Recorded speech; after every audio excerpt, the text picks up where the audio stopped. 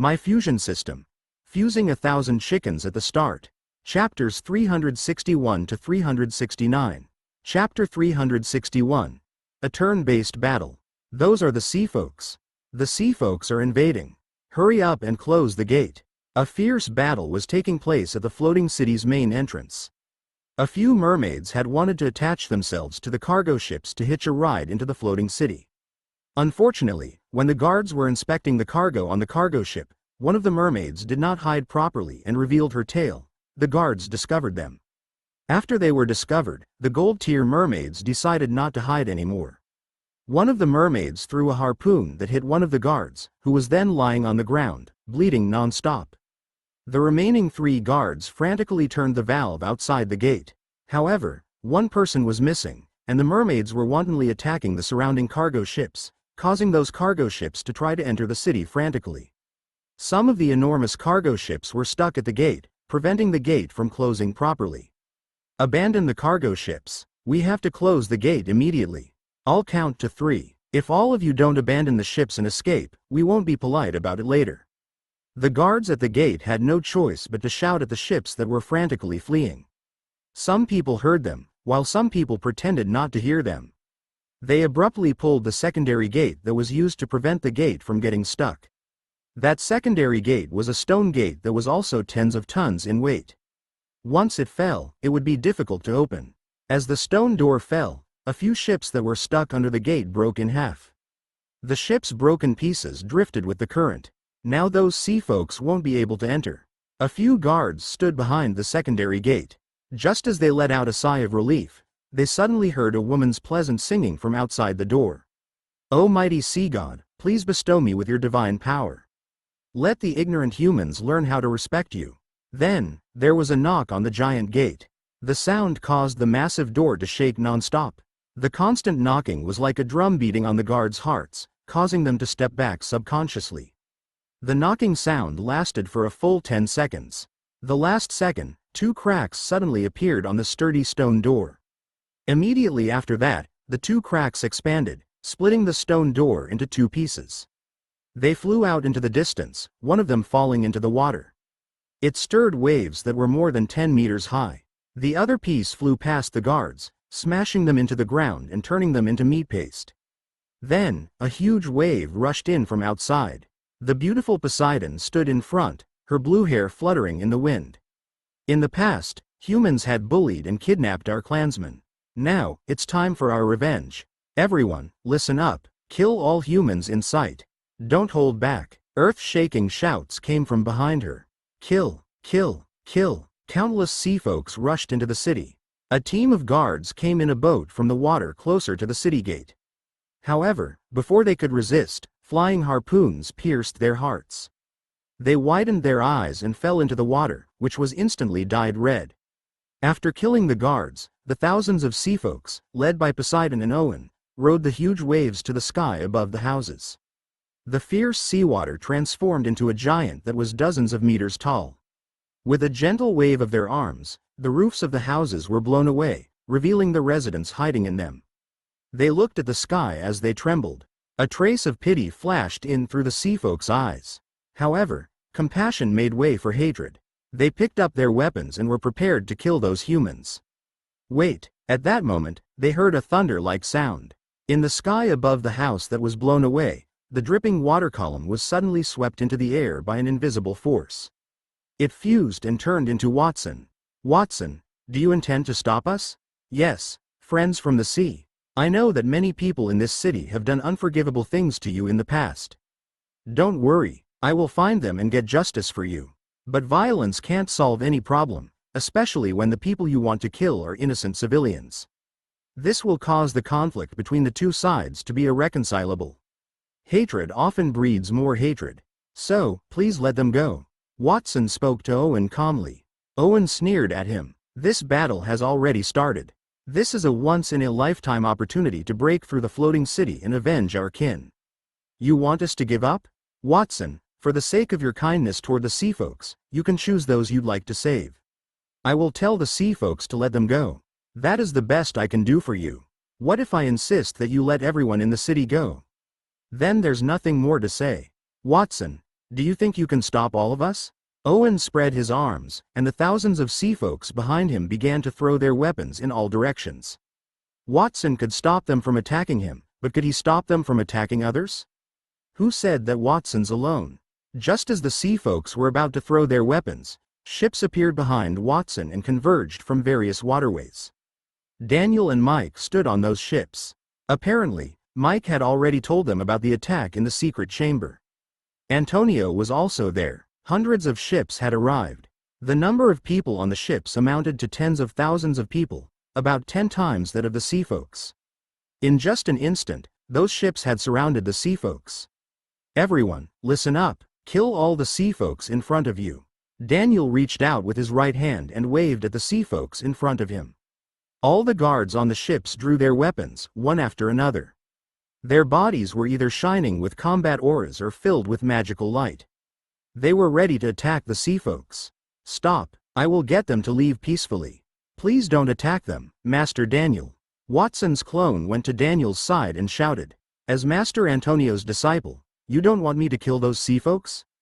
Daniel narrowed his eyes. Yes, in the current situation, if either side makes a move, the city will be filled with rivers of blood.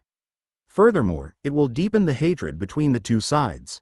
The most important thing was that Watson would not be able to complete his trial. Watson, what you said makes sense. Daniel nodded. Watson was surprised when the man suddenly dropped his right hand. But I choose to refuse that. As Master Antonio's disciple, you might have learned some wonderful virtues, but you are still too young to understand the true meaning of those virtues. The so-called virtues are ultimately cruel and merciless. You have to be crueler than the enemy to make them afraid, and you must be more ruthless than the enemy so that they can't defeat you. Whoosh, whoosh, whoosh. Countless arrows and spells landed on the sea folks. In just one wave of attacks, more than half of the sea folks were injured. Some unlucky sea folks also fell into the sea due to their severe injuries. DMN it, let's fight it out with those despicable humans. Under the leadership of Owen and Poseidon, a group of sea folks used the expanding seawater as shields and raised their weapons to fight against tens of thousands of humans. From time to time, ships would shatter and the hull would be torn to pieces. Before the people on the boats could even fall into the water, they were torn to pieces too. However, the number of humans was greater, after all. The sea folks would have to pay a higher price to tear them apart. Even with the help of Owen and Poseidon, 2 platinum-tier elites, they still lost 1/3 of the kin in a short period. On the other hand, the humans had only lost 1/10 and a few ships. Kill all those low-class sea folks in one go.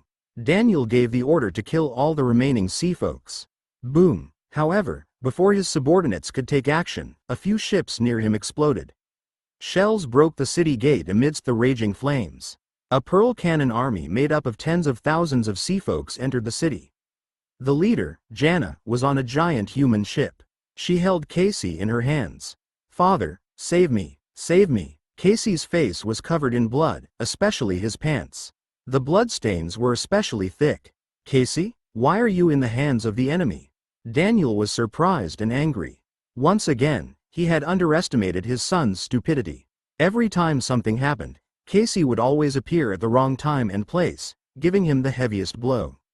The sea tribes had repeatedly invaded the floating city. As the head of the Ptolemy family, he had to fight them, even if he did not want to do that. It had something to do with their family's dignity and right to rule the city. If they avoided the fight, the people might think that the Ptolemy family was powerless to keep them safe, and they were not worthy of being the master of the city. However, he could not just let Casey be. He was his son. If he gave up on his son, people would think him a cold and heartless man. At that moment, Daniel was more willing to see Casey's body. It was better than seeing his idiotic son alive. Master Daniel, this is our first meeting. Since your son is in our hands, I want you to surrender and lay down the weapons in your hands. Otherwise, perhaps I won't kill your son, but I don't know what I'll do to him. Jana threatened Daniel with a raised tentacle that had a thick and long silver needle. She stabbed Casey's body with it, causing Casey to scream in pain. It hurts so much. Father, agree to her request. Retreat. Daniel had no choice but to wave his hands and order his subordinates to retreat.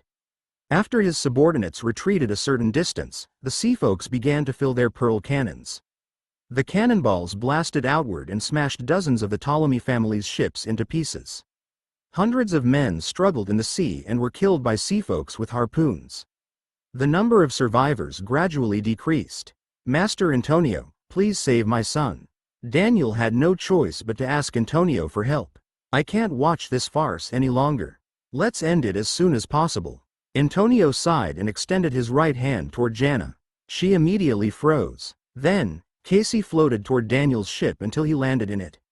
During that process, Jana could not move at all. She only regained her mobility after Casey reached Daniel's ship.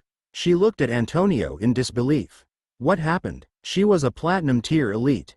The man had waved one time and rendered her immobile.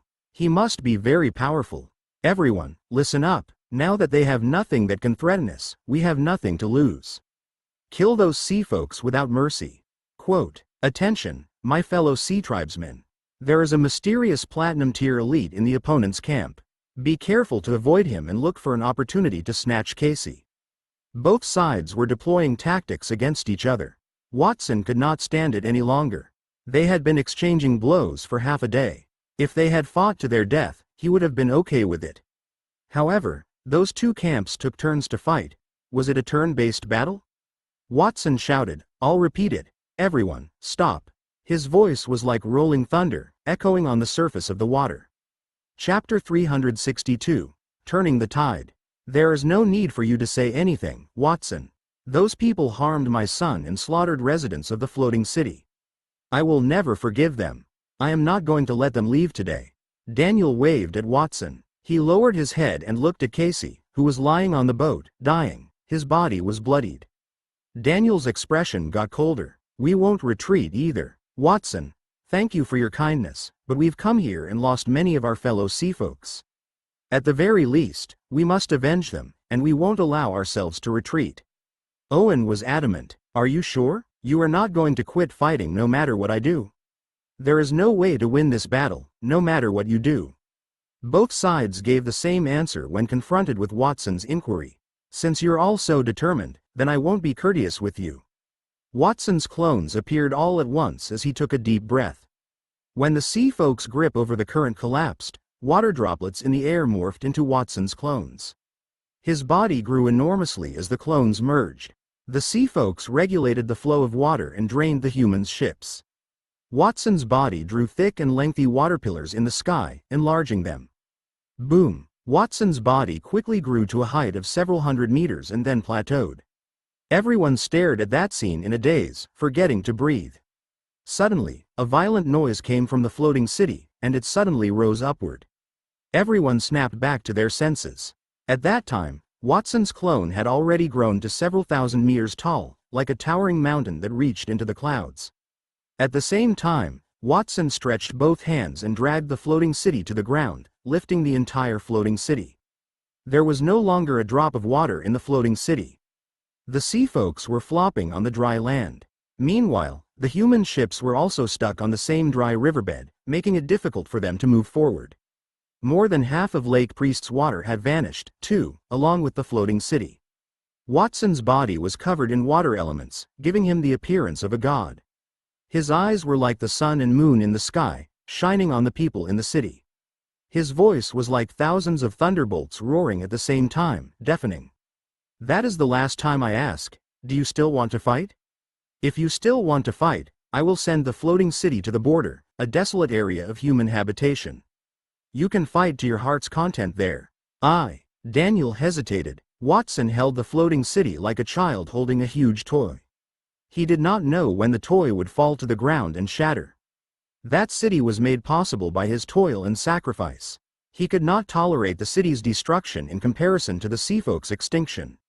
He did not do it because he feared Watson would send them to the border. Even the sea folks paused. Watson, who had become a water elemental giant, stood in front of Owen and Poseidon. Long periods of silence followed their inability to communicate. Poseidon was their queen, but she could only access the sea god's phantom, which towered over hundreds of meters high. However, Watson's transformation was 10 times bigger. They were afraid to speak because they knew that Watson would stomp on them with his foot if they did. They had thought that Watson was a platinum tier elite, but they realized that they were wrong. Watson's strength had already far exceeded that of a platinum tier elite. He was probably a diamond tier elite. The rest of them were like flies, easily squashed to death. Watson, a gigantic water elemental giant, knew he had intimidated everyone. You have an hour to clean up the battlefield before I come back for you. I would like to see the Ptolemy family withdraw their forces and the sea folk return to the sea in the next hour. Watson, the sea folks have attacked the floating city twice. Even if we let them off this time, they might return in the future. As the master of this city, I want to protect the lives of the people here. Watson, unless you have a way to stop those sea folks from attacking the city, even if I agree to your request now, I will continue to send people to strike them. Daniel raised his head and said with a serious expression. Even though Watson, who had transformed into a giant, gave off a strong sense of oppression and looked very scary, Daniel was not afraid. He could not give up on protecting the dignity and authority of the Ptolemy family.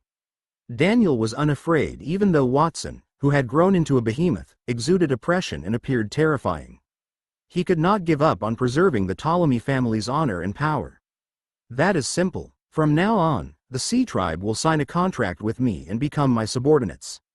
In other words, they will belong to me. That way, you will have no reason to attack them.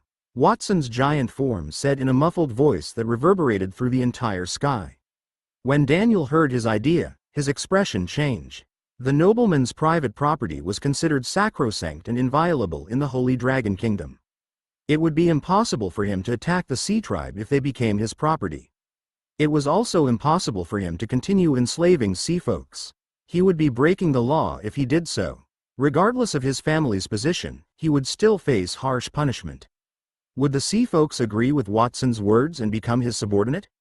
Watson, you want to make us your slaves? What's the difference between that and the other noblemen in the city? Do you think you can do it? Owen raised his head and shouted at Watson's clone. Of course, I can do it. Watson lowered his head and blew at the floating city. The city immediately stirred a storm. The houses were blown into chaos. The sea folks near the houses were blown into the air and fell heavily. They were like fish that had run aground, grimacing in pain. I can enslave you, and I can make you do that willingly. Watson's words shook the entire city. Many people in the floating city looked up and imprinted Watson's appearance in their minds. That day was destined to be unforgettable. The whole city was lifted like a toy. They would probably never experience such a thing again in their lives. The sea folks felt even more oppressed. Watson had displayed his strength, and many of the sea folks would not be able to withstand a single strike. If Watson were serious, only 5 of them could escape the attack. Owen and Poseidon looked at each other with some hesitation. They had fought so hard to get there, but Watson wanted to enslave them, even if they could live a better life than other ordinary slaves under Watson. Freedom and life. Which was more precious? Watson, you claimed you could enslave us voluntarily. I would like to know what you have in mind. Are you going to provide us with a lot of advantages? Owen's eyes flickered. If Watson gave them a lot of things, such as building 180 palaces similar to the 12 palaces of gold, he might be able to persuade the sea folk to agree to Watson's request. No, I don't plan to give you any benefits. I have another way. By the way, it's too tiring to keep lowering my head to talk to you. I'd better change to my main body to talk to you. As soon as his voice fell, another Watson suddenly appeared in the sky above a secret chamber in the city. He quickly teleported in front of everyone. That was the real Watson. Since there was no water in the floating city, he did not need to continue powering the underwater network in the secret chamber. Everyone was stunned when they saw Watson standing before them and the water elemental monster hovering over them. They were under the impression that Watson was the giant who had appeared and was conversing with them.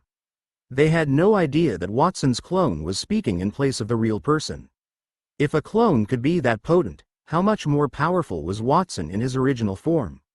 The sea folks, who were ready to reject Watson, were swayed. Of course, it was Watson's next move that had them on edge. My honorable master, fortunately, I have not failed you. I have already captured Miss Elvin. Elvin had wanted to take advantage of the chaos in the city to leave. Fortunately, you had successfully drained the water in the city, preventing her from fleeing. However, I was not able to get a good look at the individual who was trailing her. Then, Mr. K snatched a chained woman from behind and marched in front of her. That woman was the owner of the Iris Flower Tavern. No one in the room said anything when Mr. K arrived. Daniel and Mike were the only ones who were startled when Mike yelled out, "Father, it is him." He was the one who instigated the attack on the vault. That individual is Watson's subordinate, which surprised me. Watson, is that so? You sent someone to attack the secret chamber where we kept the sea god's trident? Of course not. Watson explained. Mr. K is a staff at the Iris Flower Tavern's auction house. He was also Miss Elvin's subordinate. The attack on us was Miss Elvin's plan. Unfortunately, I've gained control over her subordinate. As for the sea god's trident, we'll know where it is after we ask Miss Elvin. Oh, right, I almost forgot to mention that she was the one who started the conflict between the sea folks and the Ptolemy family. Her goal was to let both of you suffer heavy losses so that the Severed Fingers gang can take over that city. Elvin, was that the truth? Daniel looked at Elvin with a solemn expression. Elvin burst out laughing in front of everyone. Even though her smile was lovely, it was tinged with mocking contempt. Does that make a difference? Anyway, now that I have been discovered, I will do what you command. You won't believe me if I tell you that the youngster did it. Do you think it is true? Yes, they believed her. Many in attendance could not stop nodding. Before they saw Watson's genuine strength and learned what that young man had done by claiming to be Casey, they might not have thought that the young man was both powerful and intelligent. Although he could not threaten the gang leader, it was not impossible for him to do so. Elvin's arrogant face changed to one of amusement as she cast a glance toward Watson. Watson was unmoved by that. He merely gestured at Kay with his chin. Go and summon all the members from the Severed Fingers gang here. The leader had been captured, so Mr. K quickly brought the gang's dazed members to Watson, including Glenn. K, are those all the Severed Fingers gang members? Yes, Master. Those people are all from the gang. Have any of them ever harmed others or done any bad things that violated the kingdom's laws? None of them did that. All the Severed Fingers gang members have committed heinous crimes. After all, the first rule to join the gang was to cut off one's pinky. There is a proverb in the kingdom called the thumb is connected to the heart. Cutting off one's finger is equivalent to cutting off one's heart. Many of those people can even kill their parents and family members without hesitation. I'm relieved. Watson was delighted with Kay's answer and nodded expressionlessly. Hey, brat, why did you capture all my subordinates? Are you going to kill them in front of me, or put on a cruel act of torturing them in front of me, hoping to get something out of me? When Elvin saw her subordinates, the disdain in her heart got even stronger. She was one of the Severed Fingers gang leaders, and she was also the king's assassin. As a professional killer, she had undergone strict training since she was young. No matter what methods Watson used, including mental magic, they would not be able to extract anything from her. On the contrary, she might pretend to submit and intentionally reveal some false information to Watson. I don't know if that method counts as killing them, but I won't torture any of you. You will tell me the information yourself. Watson extended his right hand toward the members of the Severed Finger Gang. Some Severed Finger Gang members stiffened their necks and showed an uncompromising attitude, while others kept their mouths shut and looked incooperative. Apparently, no one thought that they would confess in front of Watson. Everyone there was confused. Watson had just told the sea folks that they would have to submit themselves voluntarily. Perhaps it had something to do with Watson's actions, but they could not understand what Watson had planned. Just as everyone was confused, Watson chanted, "System fusion, activate." The faces of the stubborn or recalcitrant members shifted in response to Watson's voice. Their bodies morphed into beams of light that converged in midair to form a human silhouette. What kind of magic is that? No, that is sorcery. A Severed Finger Gang member, he must have seen his companions turned into rays of light. He was still wondering what kind of magic that was, but he suddenly realized that his companion, who had turned into beams of light, had fused with the rays of light from the others and turned into a humanoid. He looked fearful. No, I'll say it. I'm willing to tell everyone what I know.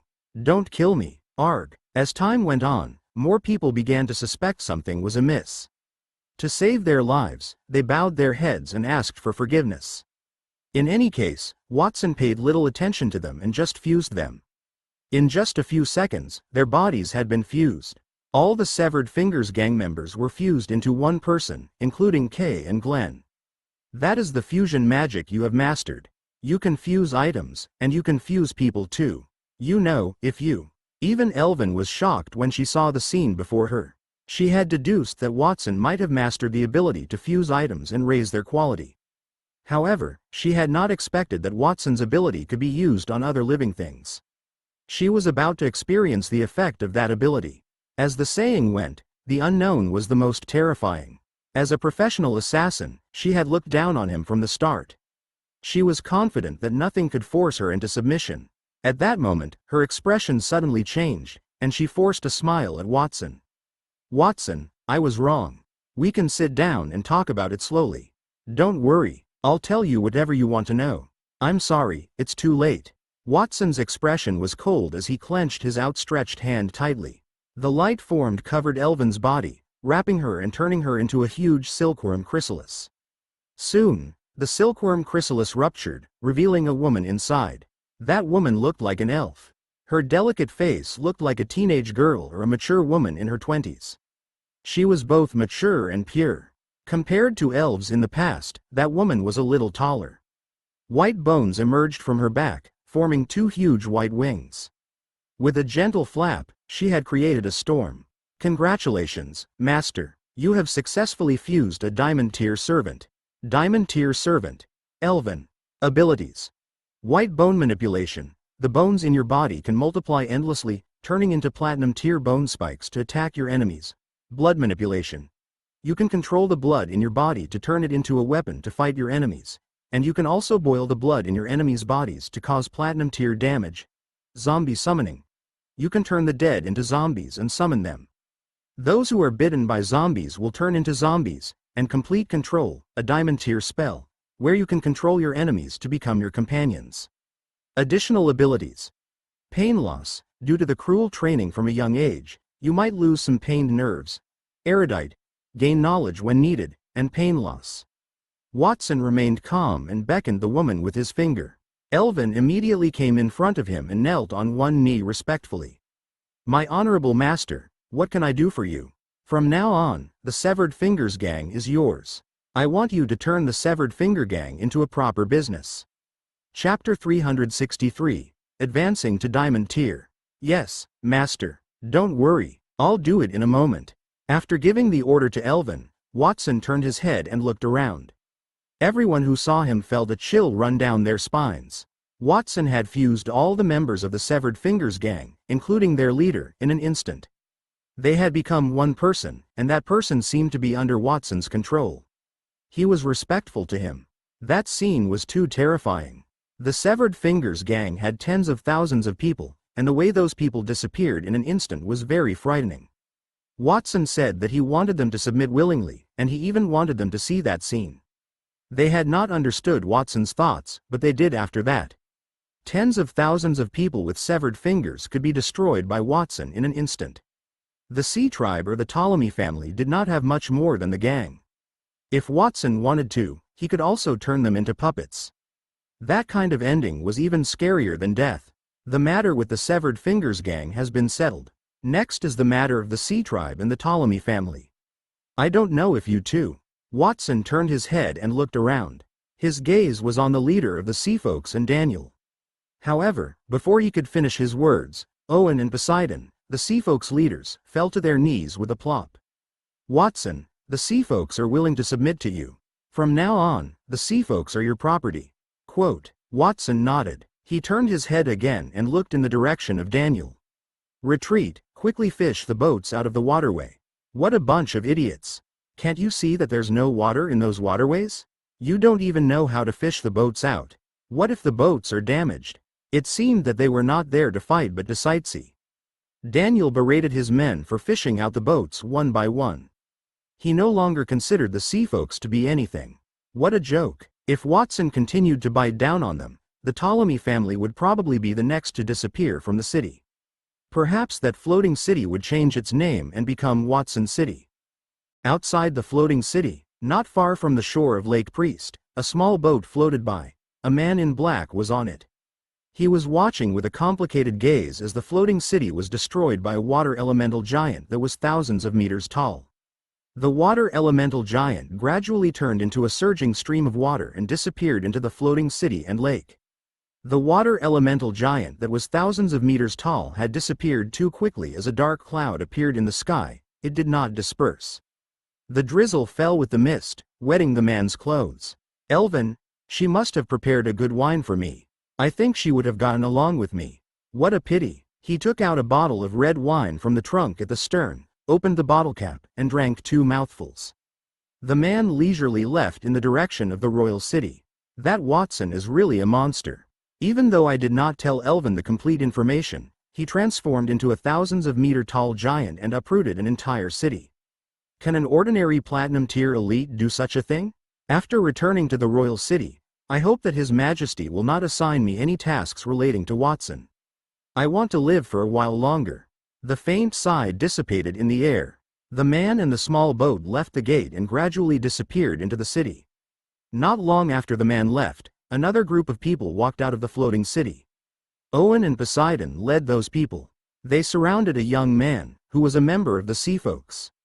Young Master Watson, the Sea Folks are willing to become your property. I wonder when we can sign the contract?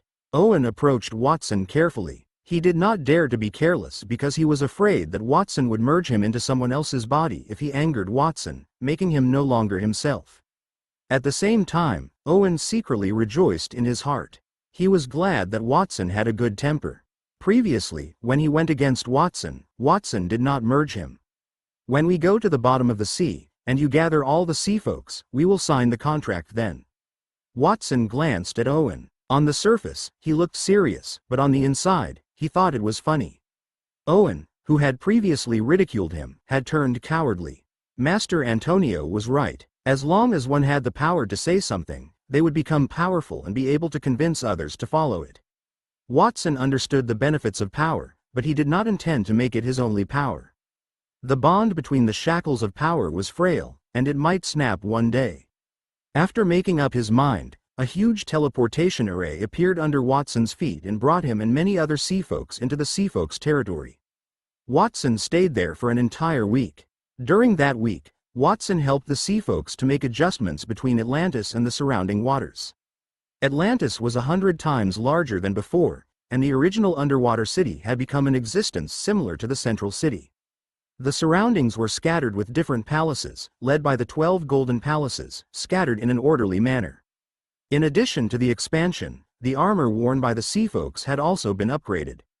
Those were originally polished from the ores at the bottom of the sea, and some did not wear armor at all. They wore undergarments that were simply polished seashells to cover their essential parts. After all, the Sea Folks' living environment meant that they did not know how to make a fire. They also did not know how to use fire for forging. However, with Watson's help, all of those had changed.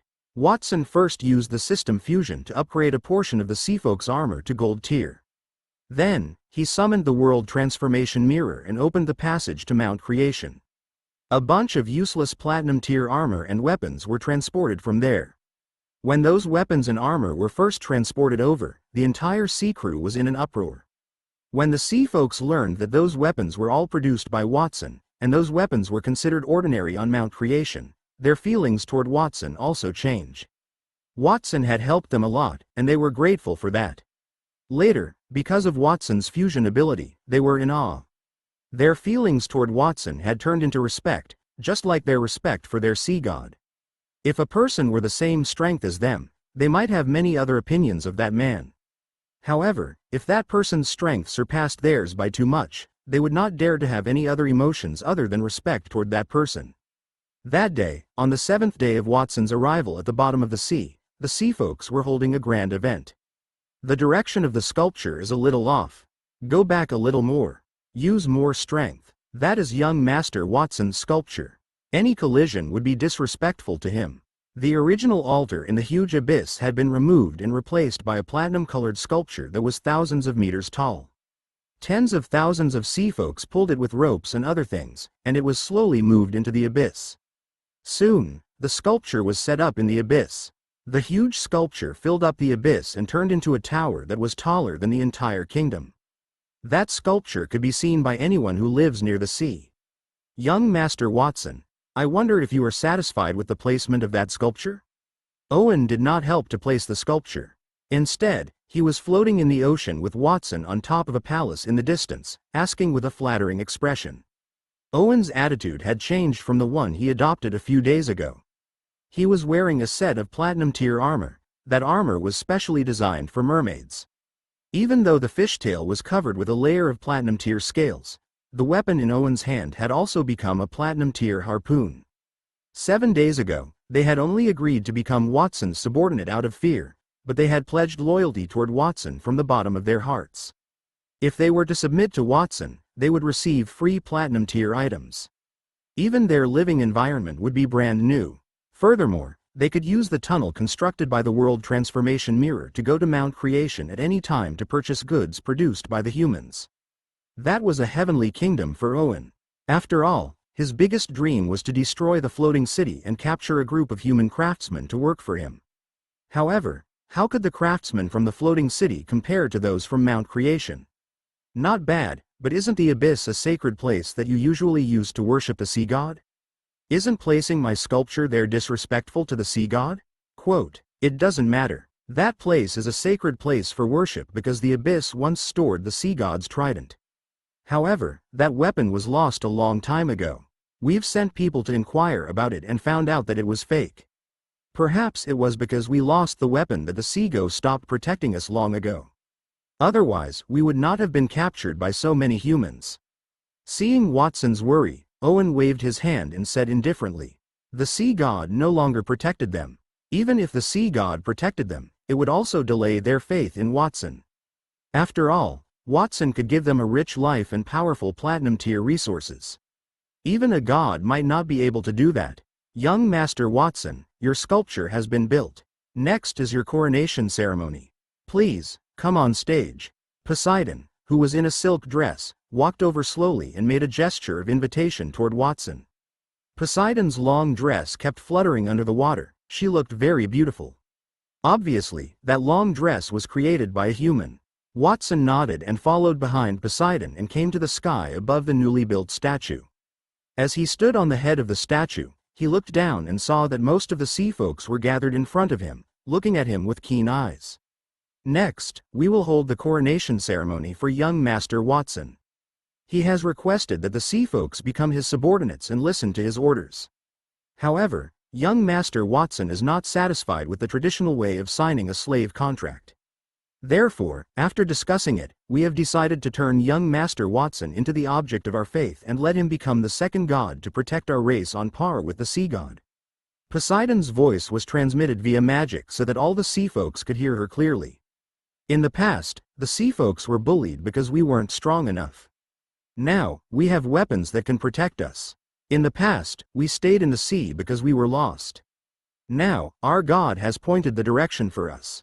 We are willing to offer our faith to young Master Watson, just like how we used to believe in the sea god. We are willing to offer our faith to young Master Watson. Tens of thousands of sea folks knelt and worshipped him. They looked at him with sparkling eyes and shouted in unison. It might sound incredible to ask the sea tribe that hated humans to worship a human and treat him as the object of their faith. However, to the sea tribe, that was very normal. Why would they have to ask that? Then, a huge mirror appeared. Rings of light rippled around the mirror, and before it opened, a large number of shiny feathers floated down, turning the sea into a sacred kingdom. As the feathers floated downward, the low moans of the gods gradually sounded in the air. Angels with white wings on their backs and halos above their heads instantly descended into the water. At the forefront of those angels was an army of 100,000 people dressed in black armor. Every one of them emitted a platinum-tier aura. Behind those 100,000 angels were millions of ordinary angels that could not pass through the World Transformation Mirror. They could only worship Watson from Mount Creation. Praise young Master Watson, just as you would praise the sun. Quote, the 100,000 angels above their heads shouted in thunderous voices. Many of the sea folks immediately felt immense pressure, and at the same time, a trace of pride appeared on their faces. If the sea folks were the kings of the sea, then the angels were the overlords of the sky. As a mysterious and powerful ancient race, they all recognized Watson as their master. As for the sea folks, they were no more than angels. Those days, when Watson was helping to transform Atlantis, he also mentioned Mount Creation and the Tower of Babel that he had created. He was planning to build a third miracle in Atlantis. It would be called the Dragon Palace. The Dragon Palace would be based on Atlantis and spread throughout the entire ocean. As long as there was seawater, there would be traces of the Dragon Palace. It was a huge project to control the resources at the bottom of the sea. Watson worked for a full 7 days before he came up with a framework. He decided to complete the rest of the work when he cooperated with the Sea Folks. Accepting the Sea Folks as an affiliated race was not only because of the trial that Antonio mentioned but also because Watson needed their help to plant the seeds to overthrow the kingdom's monarch in the future. What he needed was the first step of his plan. Watson's aura suddenly thickened under the worship of millions of angels and tens of thousands of Sea Folks. That power of faith was so powerful that it was like a sun appearing in the sea, enveloping Watson within it. It illuminated all directions. At the same time, after absorbing that power of faith, the source of chaotic elemental magic in Watson's soul suddenly increased in size. He broke through from the diamond tier into an unknown domain. It was the domain of the gods. Watson felt his mind explode. The source of chaotic elemental magic changed from the shape of a fountain to the shape of a kingdom. Many figures appeared in the kingdom. Those figures included the Sea Folks and the residents of Mount Creation. The soul projections of those who had dedicated their faith to Watson appeared there. Their bodies were bathed in the violent aura of chaos. The kingdom that the source of chaotic elemental magic had turned into was not an ordinary mortal kingdom but a divine kingdom. At that moment, the capacity of the source of chaotic elemental magic had officially changed to the starlight tier. Its capacity had expanded by hundreds or thousands of times, and the people there felt it. I feel as if a brand new energy has been injected into my body. What kind of power is that? A sea folk kneeling on the ground suddenly raised his right hand, and a ball of chaotic color appeared in his hand. The seawater covered by the chaotic color instantly dissipated as if it had been eliminated from that world. This power can be divided into 6 different elements. It's really amazing. The other mermaid did not show any chaotic colors on her body. Instead, there were 6 different elements: light, darkness, fire, water, and wind. The 6 colors made her look like a fairy. That strange energy must have been given to us by young Master Watson. Soon, the Sea Folks who sensed the chaotic elements raised their heads and looked at Watson, who was surrounded by the power of faith. Their eyes could not penetrate the dense power of faith, and they could only vaguely see Watson's figure. They looked grateful. They did not expect that they would receive such great benefits from their faith in Watson. Just the power from the chaotic elements had increased their strength by more than 10 times, not to mention that a large amount of knowledge had been transferred into their minds, allowing their strength to multiply. After feeling the benefits, they became more pious. Initially, most of their faith in Watson was due to the benefits that Watson had given them. After that, they had really regarded Watson as a god. More concentrated power of faith entered Watson's body, allowing the magical source that had just attained the starlight tier to expand once again and stabilize that level. Meanwhile, Watson, who had been stuck at peak platinum tier had also progressed. The tremendous power of faith helped him to cross the boundary between platinum and diamond tier, and thus allowing him to enter the diamond tier. Boom! The moment he entered the diamond tier, a phantom image that spanned thousands of meters appeared behind Watson. The image connected the sky and the earth, causing dark clouds to cover the sky. Thunder rumbled, and whirlpools appeared in the seawater, creating 100-meter waves. The aura that filled the sky spread, and the pressure from higher-tier beings caused the sea tribe and the angels to kneel respectfully. The world in Watson's eyes had changed at that moment. Initially, the world was bright, but after advancing to the diamond tier, the world became abstract in his eyes, like countless huge threads entangled together by lines. Those lines were the rules, and different rules interweaved to become things. Those in the diamond tier could grasp the rules. Anyone else would only see the world on the surface, but after reaching that tier, they would see the world's essence. Watson had initially grasped dozens of rules, but after advancing to the diamond tier, those rules had spontaneously fused, causing the number to increase dramatically, becoming hundreds. Hundreds of rules twisted as if they wanted to form the shadow of a kingdom in his mind. Then, Watson extended his right hand to control the rules in the seawater, to extract the. On the other hand, There was a rule called the water element. A rule called the transformation was extracted from there. The seawater contained hundreds of thousands of rules, and Watson only knew some of them. Those rules twisted and entwined in front of Watson, vaguely turning into a huge palace made of seawater. It was obviously made of seawater, but the walls of the palace had a crystal luster, and at the same time, it emitted a sacred aura. Everyone who saw that was shocked. A divine kingdom. Is that the legendary divine kingdom? Chapter 364. Going to the royal city. Poseidon's lips trembled as he watched Watson's actions. His expression was filled with excitement and disbelief. As the sea folk's empress, she was very familiar with their records. She knew that the sea god would have their own kingdom. It was called the Kingdom of God. It was where gods were invincible. No mortal could harm them. The Kingdom of God's records mentioned that they would use faith as an anchor and spells to cast barriers, use keys to open the kingdom, and send divine light down to earth. That was the same as the Kingdom of Sea that Watson created. Unfortunately, Watson's kingdom was not fully formed yet. It was not stable enough. It would gradually collapse. With Poseidon as the leader, the few sea folks who knew the Kingdom of God looked regretful, especially Owen. He felt a little guilty. What level of expertise is Watson? From the looks of it, he must have just advanced to the diamond tier. But he could grasp the divine kingdom that only the legendary gods could get. Furthermore, becoming a diamond tier at that age is too heaven-defying. Doesn't that mean he will become a starlight tier elite and become a god? Initially, Owen felt that it was strange that there were millions of angels who believed in Watson. However, at that moment, he did not think that it was weird at all. Those angels were created by Watson, but even if they were real angels, they would probably put down their dignity to protect him when they saw a young and promising youth like Watson who had the potential to become a god. It's a pity that I don't have enough rules for now. Otherwise, I would be able to build a complete divine kingdom. Watson looked at the dissipating divine kingdom in front of him with some regrets. He could feel that the divine kingdom dissipated because there were not enough rules. The power of faith was the bricks of the divine kingdom, while the rules were the foundation. No matter how many bricks there were, they would just be a piece of loose sand without a structure. I only have hundreds of rules for now. I need to master at least tens of thousands of rules to be able to build a complete divine kingdom successfully. What was Watson thinking? He was somewhat impressed with the starlight tier gods. If one wanted to enter the stars, one had to master 10,000 rules at the diamond tier. To become a diamond tier expert was already a rare genius, and those geniuses were usually lucky enough to master 2 or 3 diamond tier rules. If one wanted to master 10,000 rules in their lifetime and enter the starlight tier, one had to be a genius among geniuses.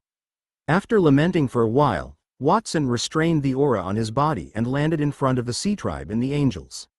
He waved his hand and said, "Get up." Watson was no different from an ordinary person. There was no trace of aura emitted from his body, but his every move was filled with affinity, making people subconsciously want to be close to him. Watson did not use his abilities, but the people who heard his words stood up spontaneously. They did not understand why they had to be so obedient toward Watson's words. "I have stayed here long enough. Since I have become a diamond tier elite, I shall head to the royal city next. The rest of the work will be left to you. I hope that you will not disappoint me. Please rest assured, young Master Watson. We will not disappoint you." Quote, the 100,000 angels and tens of thousands of sea creatures all responded at the same time. Their voices reverberated in the ocean, causing the seawater to swell into massive waves. Watson nodded in satisfaction. He took a step forward and disappeared from the spot. There was not a trace of energy fluctuation. It was as if he had entered through a crack in the rules. No one could even guess where he had gone after that step. "That's great. When can I enter diamond tier?" Looking at Watson's handsome figure, Owen's face was filled with envy. At that moment, someone beside him pulled his arm. He turned his head and saw that the person pulling him was Alice. She was pouting. "Uncle Owen, didn't you say that you wanted to destroy the floating city and then tie up Brother Watson and put him in front of me, never to let him leave again? But Brother Watson still left. You lied to me." Alice's words made Owen's face redden, and he felt a little ashamed. He had made such an oath before he attacked the floating city, but who knew that Watson was such a monster that could uproot the floating city with just a clone? He had successfully stopped the battle between them and the Ptolemy family. So, he had not tied up Watson and put him in front of Alice. Instead, Watson had become the object of their faith, and they had become the ones who were enslaved. Alice, I did not lie to you. Even though I did not tie Watson up and keep him here, he has now become the God who protects us. We will have many more opportunities to meet him in the future. Owen comforted her. Alice knew that what he said made sense. Her lips gradually relaxed, and her expression became gentle. Her eyes never left the place where Watson had disappeared. I wonder how long it will take for Brother Watson to go to the royal city. I really hope that he can come back soon. I can't stay idle while I wait for Brother Watson. With the brand new elements and combat techniques, I can become stronger. As long as I become stronger, I can help my brother, and I can always be by his side. Alice clenched her fists as if she had made up her mind. At that moment, Watson returned to his hotel in the floating city. The city had regained its peace. The previously damaged floating city buildings had been repaired, and the entire city looked as if nothing had happened. Honorable young Master Watson, that is the Severed Fingers Gang's property in the floating city. Those are their remaining 9 leaders. As soon as they entered the city, Elvin walked out from the street corner and handed Watson a thick stack of documents. At the end of the papers were portraits of 9 men, women, and children of different ages. Next to them was some basic information such as names, home addresses, and so on. You've helped me a lot, Elvin. Master, you flatter me. As your humble servant, that is what I should do. Elvin bowed respectfully to Watson, her tone fearful. Next, I'll have to trouble you to continue staying in the floating city and help supervise the Ptolemy family.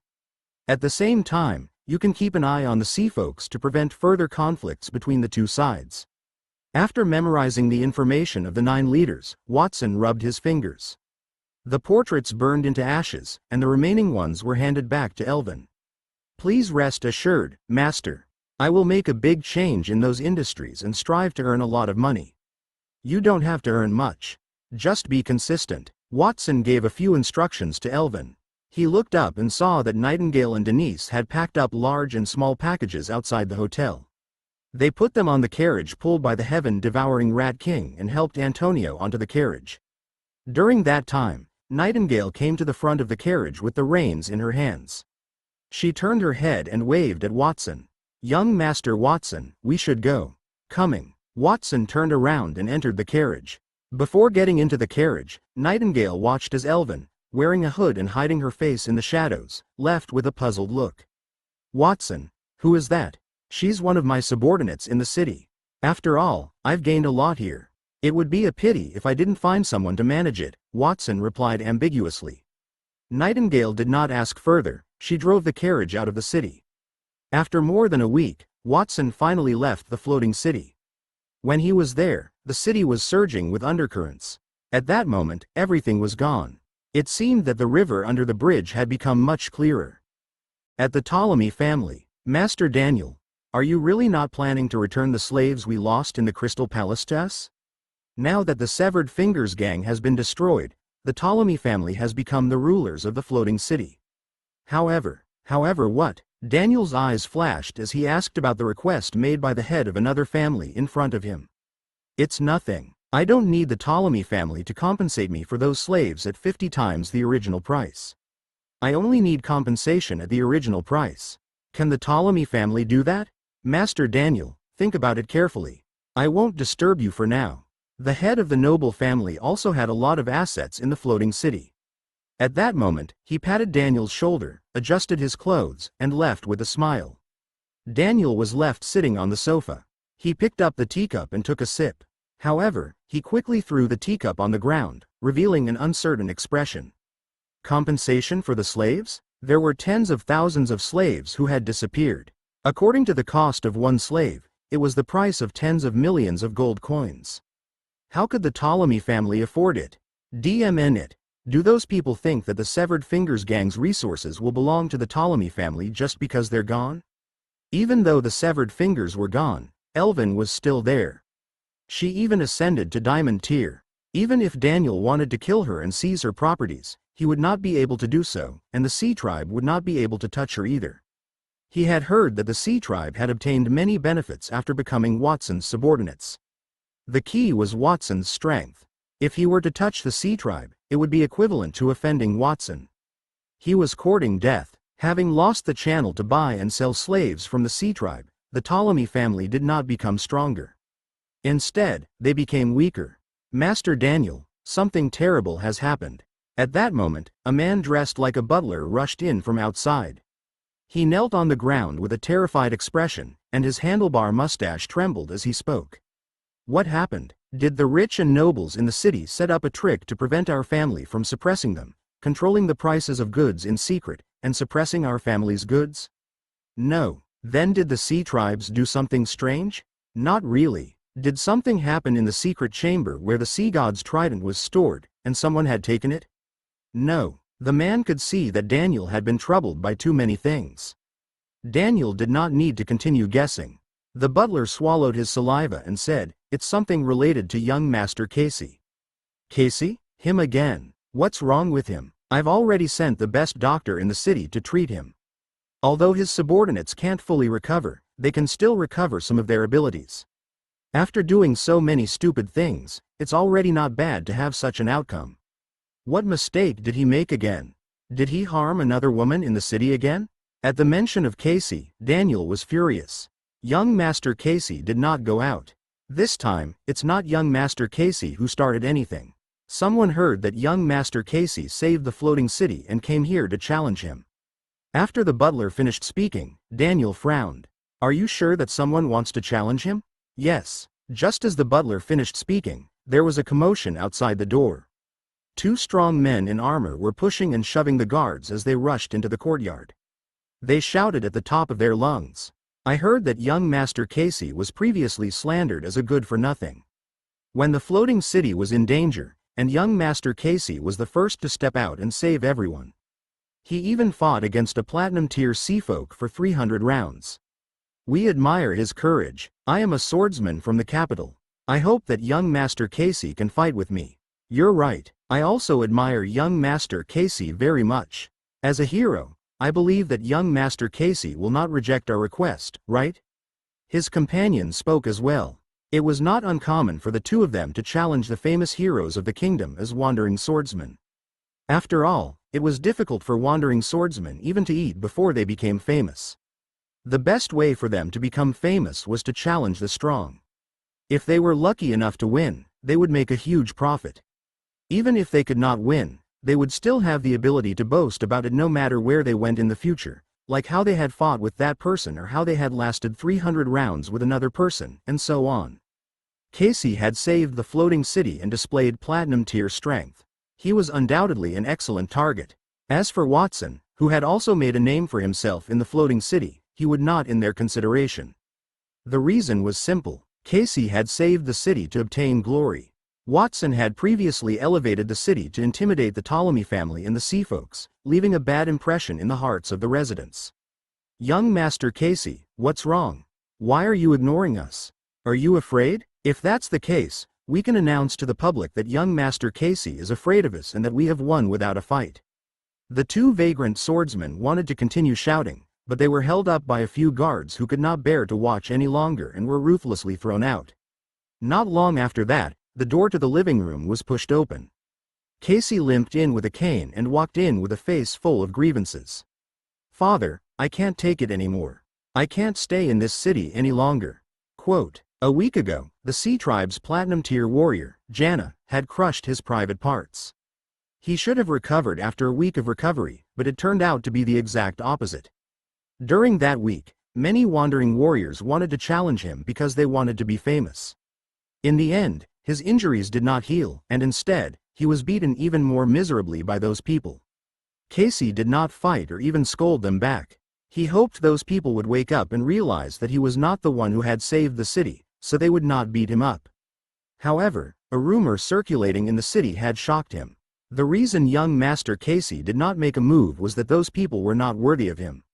The only thing that could make young Master Casey make a move was when the city was in crisis. He was a real hero. Some residents glorified him, saying that he did not make a move because he was not afraid but because he did not want to hurt those ignorant challengers. Those rumors caused many challengers to leave, but they were interested again. Many people passionately discussed the lucky person that allowed Casey to break the first rule and take action. When he saw his son's face full of new and old injuries, Daniel's heart ached a little, but he asked without showing any emotion, "If you don't want to be here, where can you go? If you're here, you still have the protection of the Ptolemy family, so others won't beat you up too badly. If you go to other cities, I won't be able to protect you." Casey also revealed a troubled expression. That was right. If he were not in the floating city, where could he go? Just as he was in a dilemma, Lana, who was wearing a sun hat and carrying a large box, walked into the living room. "Greetings, Father. If second brother is worried, why don't he come with me? I'm preparing to go to the royal city to attend the Royal Academy's enrollment ceremony. If he comes with me, he can also take care of me. I heard that the Royal Academy is a closed academy, so outsiders can't enter at all. Furthermore, there are elites from all over the kingdom. Their achievements are not inferior to second brother. There shouldn't be anyone who wants to challenge him there. Yes, why didn't I think of that? Father, I want to go to the royal city with sister, but I don't want to go to school. I just want you to find me a place to live in the academy." Casey's eyes lit up. Daniel's mouth trembled with anger. "Find you a place to live? Do you think I'm own the Royal Academy? With your behavior, it would be difficult for you to pass their entrance examination. I've decided that you will go to the royal city with Lana to take the entrance examination. On the way, let Lana tutor you. If you can't get into the Royal Academy, then find a place to bury yourself. The Ptolemy family doesn't need a good-for-nothing like you who only knows how to destroy things. Why are you doing this?" Casey's face was filled with disappointment. He had wanted to go to the royal city to avoid the elites who had gone to the floating city because of him. He wanted to enjoy himself there. However, it seemed like his father wanted him to suffer. That was his father's decision, and he could not refuse. "Second brother, if you are ready, go pack your things. The carriage is already outside," Lana urged. Her gaze looked through the window and saw a very distant place. "Watson, will you be surprised to see me in the capital? You've only been here for a few days, but you've already turned the floating city upside down. That proves that you're an interesting person. I hope you can maintain that personality when you're in the capital. Don't make me feel bored." Chapter 365, The First Meeting. "Watson, how many points do you think you can get for the 2 trials that your master arranged for you in the floating city?" They were in a carriage heading toward the royal city. Antonio leaned back in his chair and asked that question lazily. "I think I can get 60 points, Watson said hesitantly. "Why do you think so?" Antonio asked. It had been a few days since they left the floating city, and the carriage had already arrived near the royal city. Not far ahead, they could already see the landmark buildings of the royal city, the 9 massive walls that were gradually rising. "Because I did not stop the sea folks in the Ptolemy family before they started the war. I should have had a better way. For example, I should have displayed my ability before the sea folks wanted to resist. For instance, I could have helped them rebuild the underwater city or brought them to Mount Creation. That way, they would not have gone to the floating city. I did not do my best in the Ptolemy family's trials either. If I could comprehend the principles that you wanted to impart to me faster, I would not have been ambushed by the Severed Fingers gang, causing me to have no choice but to destroy them in front of everyone." Watson counted with his fingers, adding things he did not do well in the floating city. Antonio waved his hand. "All right, Watson, it's enough that you know that you still have some shortcomings. If you have any shortcomings, you have to correct them. Next time, just strive to do better." "Yes, Master, I promise to do better next time." Antonio heard Watson's respectful promise and mocked him inwardly. Every time Watson agreed to that kind of thing, he would agree very quickly. He did not think that Watson would only get 60 points. In fact, when he gave Watson the first trial, he did not expect that Watson would understand the subtle manipulation of power in only a day. He even wanted to discuss with the Ptolemy family about letting Watson stay in the secret chamber for a few more days. He did not expect Watson to easily complete the first trial and stop the battle between Ptolemy and the sea tribes. Antonio could not even stop the fight between the 2 races by himself. Plus, Watson had even advanced to the diamond tier. After advancing to the diamond tier, Watson did not exude the aura of an elite. However, Antonio knew that Watson's strength far surpassed his. Perhaps the sword saint was the only one who could take on Watson then. At the same time, he smelled the aura of faith on Watson. Antonio, who had entered the diamond tier, naturally knew what that aura was. On the way, Antonio asked Watson about the process of advancing to the diamond tier. Watson said that he had used the faith of the Sea Tribe and the people of Mount Creation to break through forcefully. That made Antonio very envious. If one wanted to become a star, one had to have people who believed in themselves. Many people in the kingdom worshipped the astrologer, but there was still a specific difference between worship and faith. Furthermore, those people were not as high quality as the millions of believers Watson had. They were all platinum tier angels. Watson's strength had surpassed him. That made Antonio, as his master, felt somewhat frustrated. He considered whether he should discuss it with Watson and ask his disciple to give him a portion of the believers. In the end, before he could speak, the carriage vibrated. "This is a checkpoint, please get off the carriage. Let us check your permits." There was a 100-meter tall wall blocking the front of the carriage. 2 rows of soldiers in golden armor stood in front of it. Their bodies emitted a gold tier aura as they extended their hands toward the carriage. Ordinary gold tier elites were overlords in some cities. They were either the guards of some great nobles who guarded their homes or their courtyards. However, those gold tier warriors could only defend the city gates. It has been a few years since I left the capital, including the time I spent on Mount Creation. It feels like a lifetime ago. Antonio walked down with a wooden cane. He sighed at the city in front of him. "You are." The leading guard was a little surprised and uncertain when he saw Antonio. He took out a picture scroll from his pocket and compared it repeatedly. Antonio did not say anything. He raised the staff in his hand. The starlight in the sky drooped down, forming 24 dazzling golden cards above his head. The card with the outline of a god was drawn. It emitted a divine aura.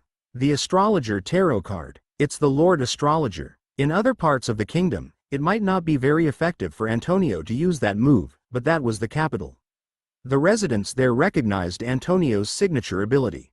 All the guards knelt. The gate in the center of the outermost wall surrounding the capital suddenly opened. The gates on the 7th, 8th, and 9th floors opened, layers after layers of gates opened, and melodious bells rang out from within the capital. White pigeons flew quickly across the sky, and a man in golden armor with an army with golden dragon patterns embroidered on their shoulders marched out. A burly man with a buzz cut led them. "I am General Hone from the Holy Dragon Kingdom, and I am here to pay my respects to Master Antonio. His Majesty has arranged a banquet in the palace to welcome you, Master Antonio. Please head there as soon as possible." After the man named Hone spoke respectfully to Antonio, his gaze shifted toward Watson. This must be the rumored new disciple that Master Antonio has taken in at the border. It looks like he can conceal his power without leaking a single bit at his young age. It is as one would expect from your disciple. Even I can't see through him. His strength doesn't seem to be inferior to mine. He is indeed a young genius. General Hone. Watson bowed humbly to the man. As for Hone's compliment, he just smiled and did not respond. "Watson, I know you're tired after the long journey, and you don't like that kind of banquet. Why don't I go to the banquet by myself? You can take Nightingale and Denise to participate in the Royal Academy's test." Antonio gave Watson a look. He knew that Watson and His Majesty had a conflict.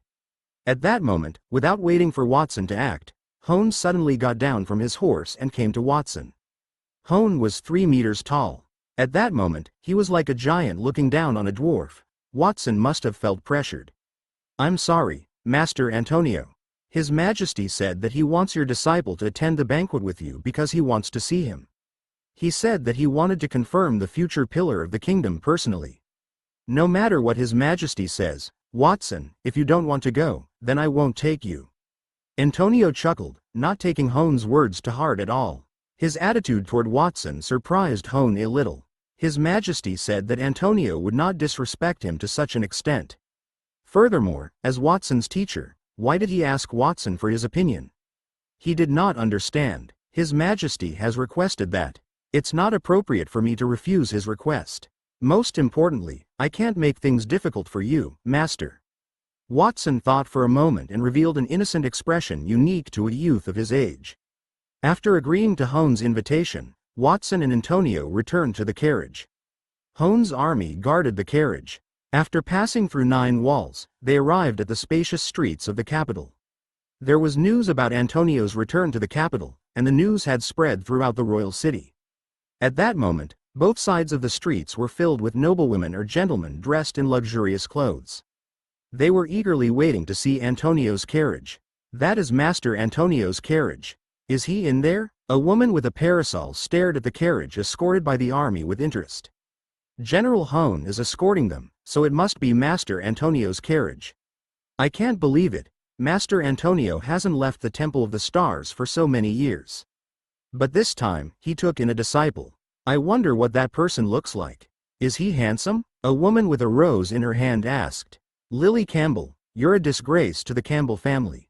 You only know to ask if he's handsome. I heard that Master Antonio's disciple is taking the Royal Academy's test. If you can pass the test, won't you be able to see him then? Or is it too difficult for you? You don't have the confidence to pass the test?" The woman holding the parasol teased, making the girl holding the rose unhappy.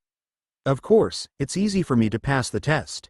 Charlotte, you'd better worry about yourself. I went to the Royal Academy to take the test yesterday and passed it. Now, I'm very curious about Master Antonio's disciple.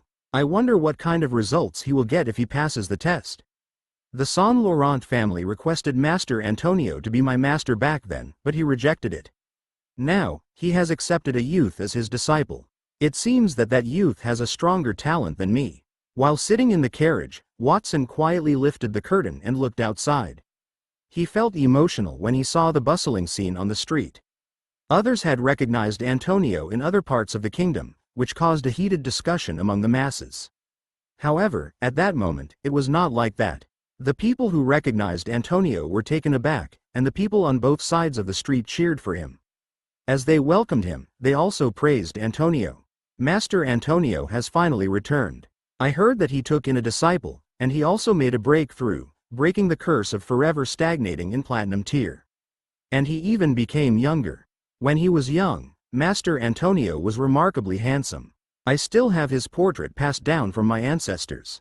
Those words reached Watson's ears, allowing him to understand how famous Antonio was in the capital. "What's wrong, Watson? Are you envious?" Antonio turned around and smiled at him.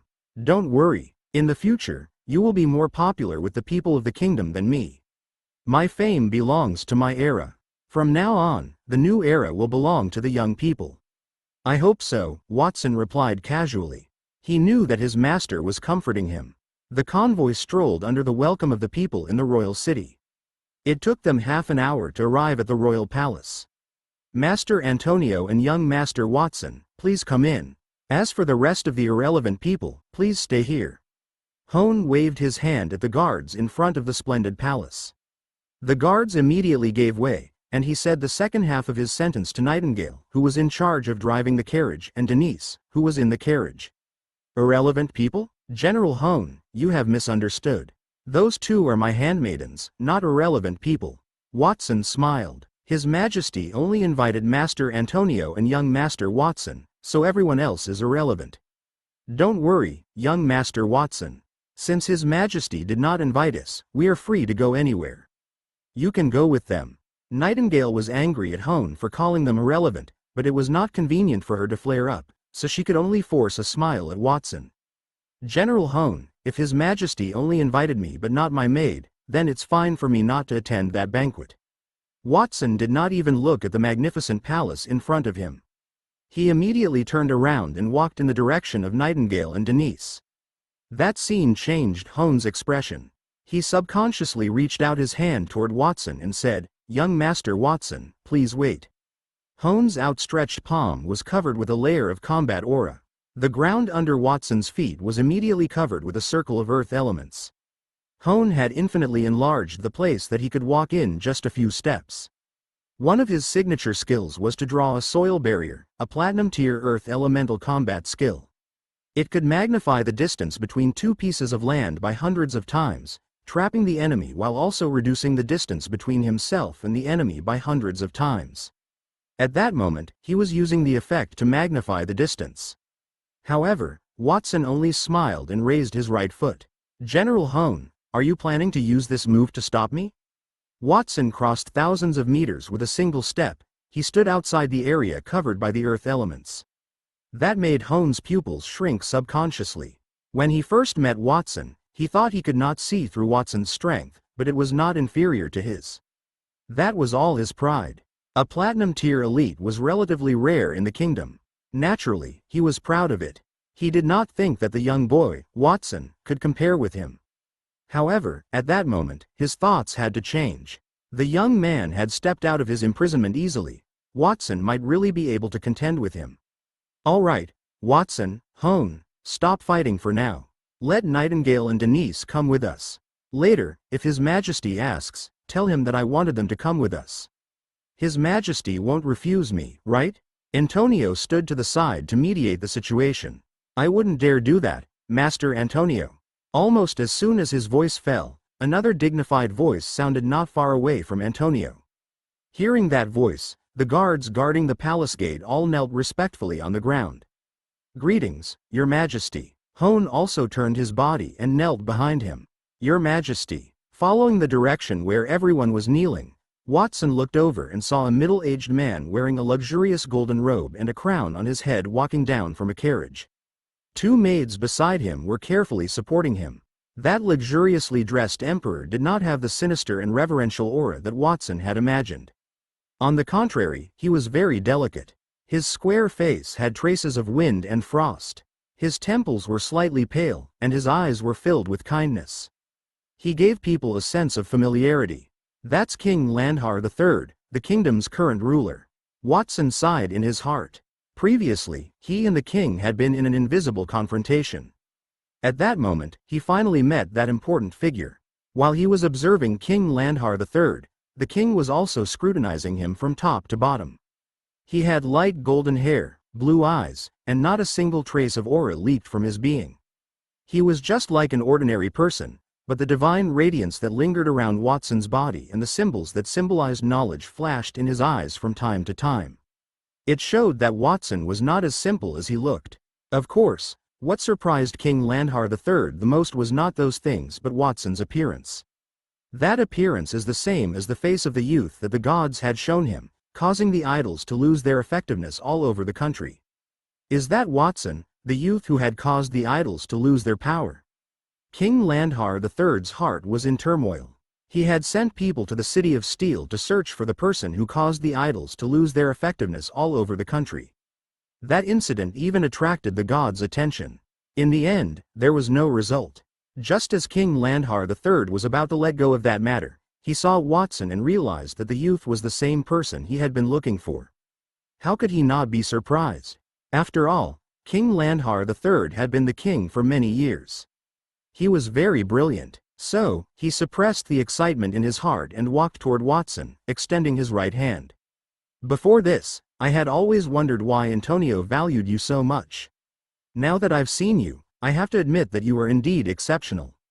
Thank you for your praise, Your Majesty. Watson took King Landhar III's extended hand and shook it. As they shook hands, Watson felt a mysterious power enter his body as if searching for something. However, he pretended not to notice that power.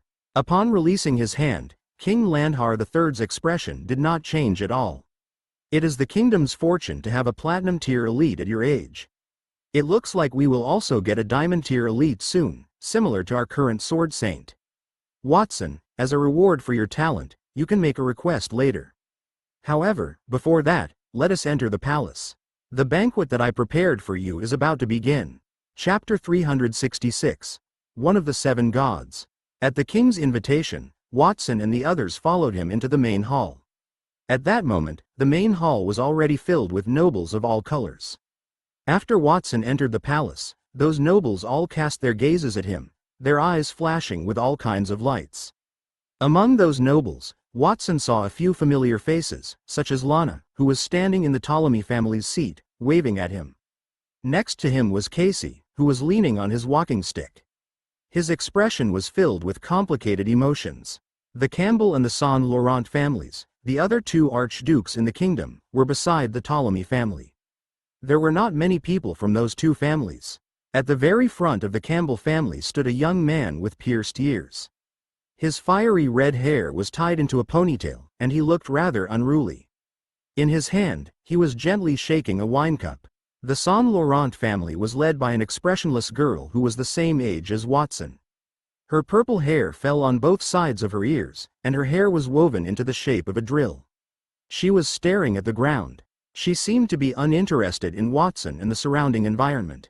When he saw the two teenagers, the flow of magic elements in Watson's body slightly increased. He could sense that the two teenagers were not weak. They were at least at the peak of the gold tier, and they seemed to have quite a high position in the two families. Besides the three archdukes' families, there was also an old man with white hair. He had a kind expression and a wise gaze. He attracted Watson's attention. More than 10 people dressed like civil servants stood behind him. Other than that, there were also people from the Sword Saint's family. They had sent 3 young men who were tall, short, fat, and thin, respectively. The only thing they had in common was that they were powerful. The 3 of them all emitted a biting, cold sword aura. What made Watson feel regretful was that he did not see Christina. He did not know if Christina had arrived in the capital. As Watson pondered that, he discovered that the king had walked to the hall and sat on the throne inlaid with gemstones. A maid pulled a curtain made of pearls. It covered the king's face, and only his dignified voice could be heard. "I am very happy today. Antonio, the astrologer, who has left the capital for several months, has returned today and brought back a young man with outstanding talent. That young man has done many glorious things, such as creating a divine mountain at the border and becoming the second person in history to clear the maze. He even turned the maze into the Tower of Babel. Now, that tower is exceptionally popular, and many famous adventurers in the kingdom have gone there because of its fame. If not for my official duties, I would have gone there to take a look." In addition to that, the young man had also arrived at the floating city a few days ago. He solved the problem with the Sea Tribe and also eliminated the Severed Fingers gang. King Landhar III spoke a lot behind the curtain of pearls. After he had the ministers and nobles' attention, he stopped talking. "I'm really glad that the kingdom has such a talented young man. As expected of Master Antonio's disciple, it's not strange for him to have such a remarkable feat. Quote, I heard that that youth came from the border. It has been decades since there was a talent export from the border. Finally, he must be a genius." The nobleman followed King Landhar III's words and praised Watson. Most of their words came from their hearts. After all, the famous generals might not be able to do what Watson had done. Even Campbell, the red-haired youth from the Saint Laurent family, and the cold-faced girl could not help but raise their heads when they heard Watson's achievements. They showed a curious expression on their faces. Watson, on the other hand, turned a deaf ear to the praise around him. In the eyes of others, His Majesty might be praising him, but he could hear that the words of that supreme king of the kingdom had a hint of, "I know very well what you have done. Be more honest with me." Quote, "Thank you for your praise, Your Majesty. However, it was not only me who had accomplished those great feats. I could not have done it without the guidance of my master and the help of my family and friends," Watson responded humbly. "Watson, you don't have to be so humble. To those with the ability, being overly humble is a sign of pride. As Antonio's disciple, not only do I know very well about your achievements, I am also very curious about your strength." "I wonder about your current strength?" "Your Majesty, I am at the platinum tier." After hesitating for a moment, Watson decided not to reveal his true strength. He had invited him there as soon as he arrived and even asked about his strength. The king must not have had any good intentions. What was platinum tier? Are you for real? That youth was not lying, right? The nobleman instantly became excited, and they continued to discuss it. There are no more than 10 platinum tier elites in the entire kingdom. I remember that the current Sword Saint holds the record for the youngest platinum tier elite in history.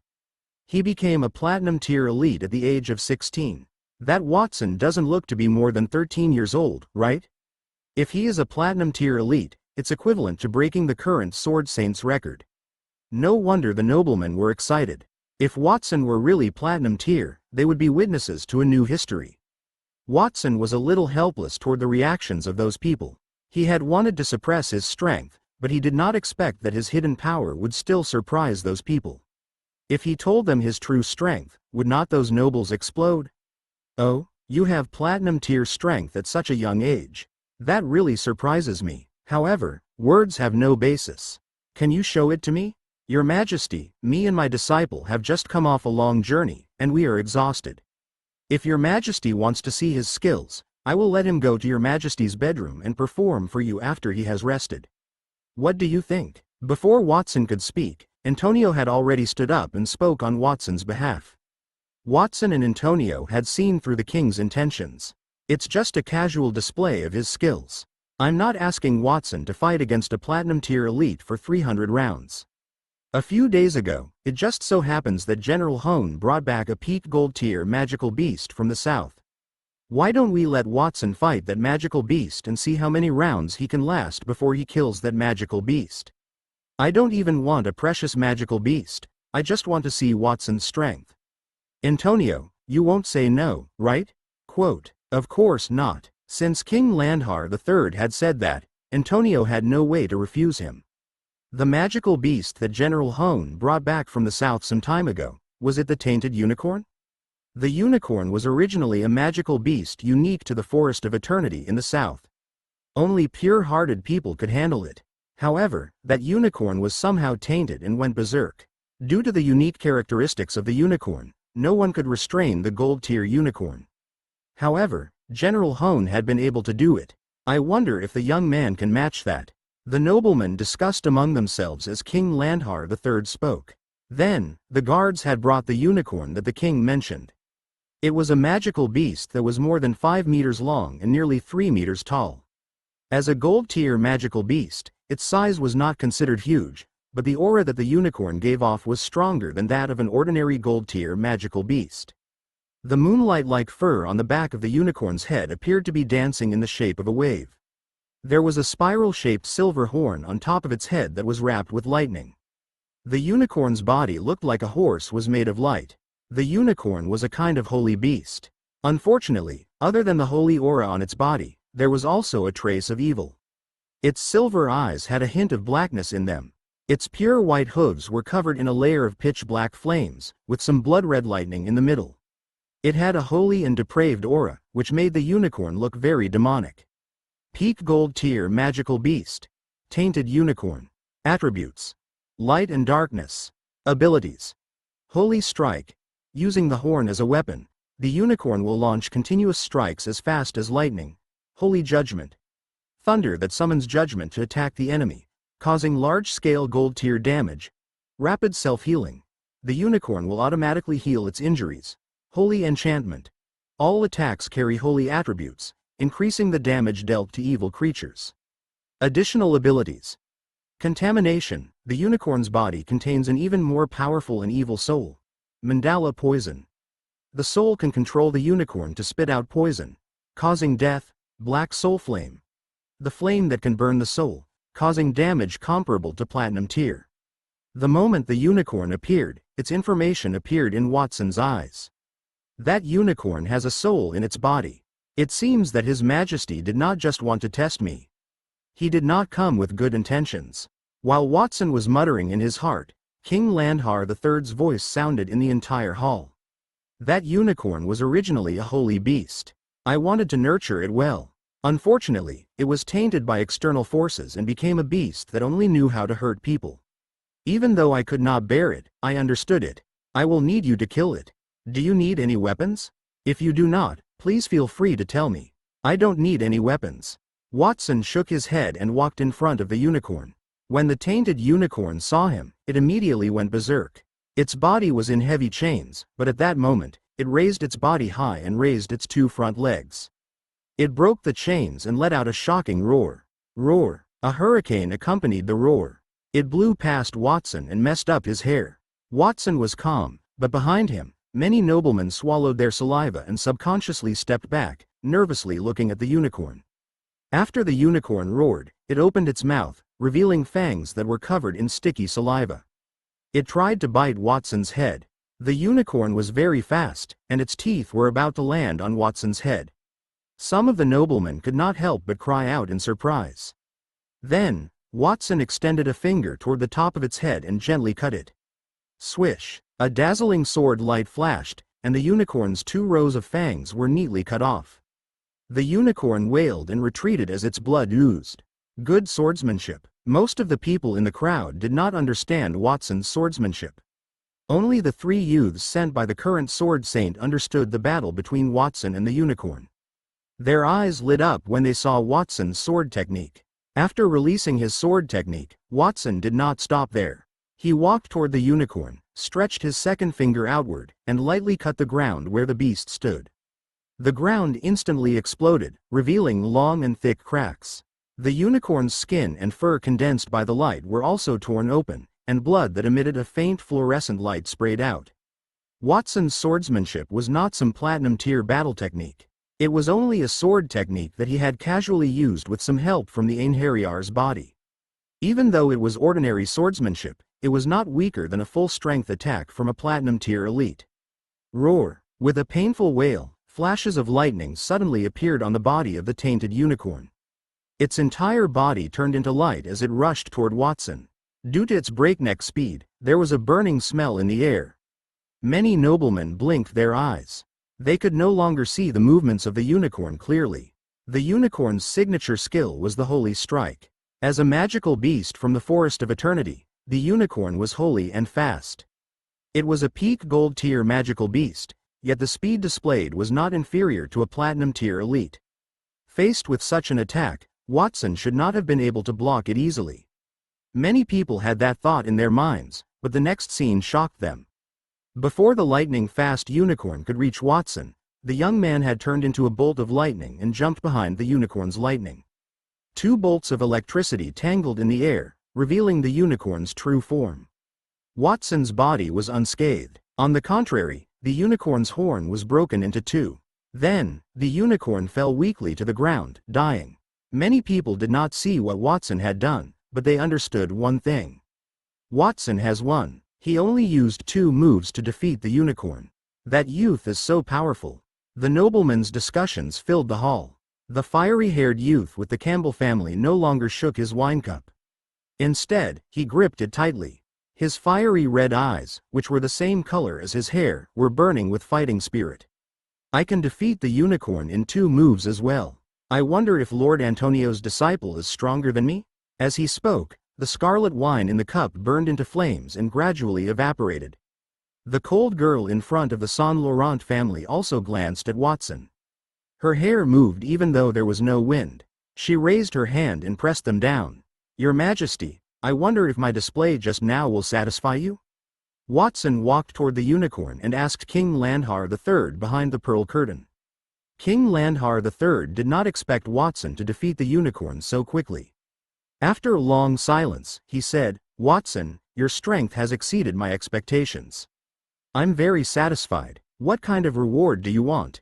Then I won't stand on ceremony. My request is very simple. I hope your Majesty can give me that unicorn. What does he want with it? Everyone was curious about that request. They looked befuddled. That unicorn had already been beaten until it was on the verge of death, and it was clearly tainted with something. The beast was delirious. Why would Watson want it? Was he not afraid that it would explode and hurt other people? Watson ignored the crowd. He bowed to King Landhar III and waited for a response. Well, I did ask for your request. Since that is what you wanted, then I have no reason to reject it. From now on, that unicorn is yours. Thank you, Your Majesty. I'm a little tired right now because I just fought that unicorn. I will not attend the next banquet. I hope that Your Majesty can approve that. Yes, I approve. Lowering his head toward King Landhar III again, Watson puffed out his chest and extended his right hand to the unicorn beside him. He cast a spatial teleportation spell and left the palace with the unicorn. Upon arriving at a dark alley in the capital, he cast a layer of magical barrier at the entrance. He extended his right hand toward the unicorn and muttered, Absolute healing.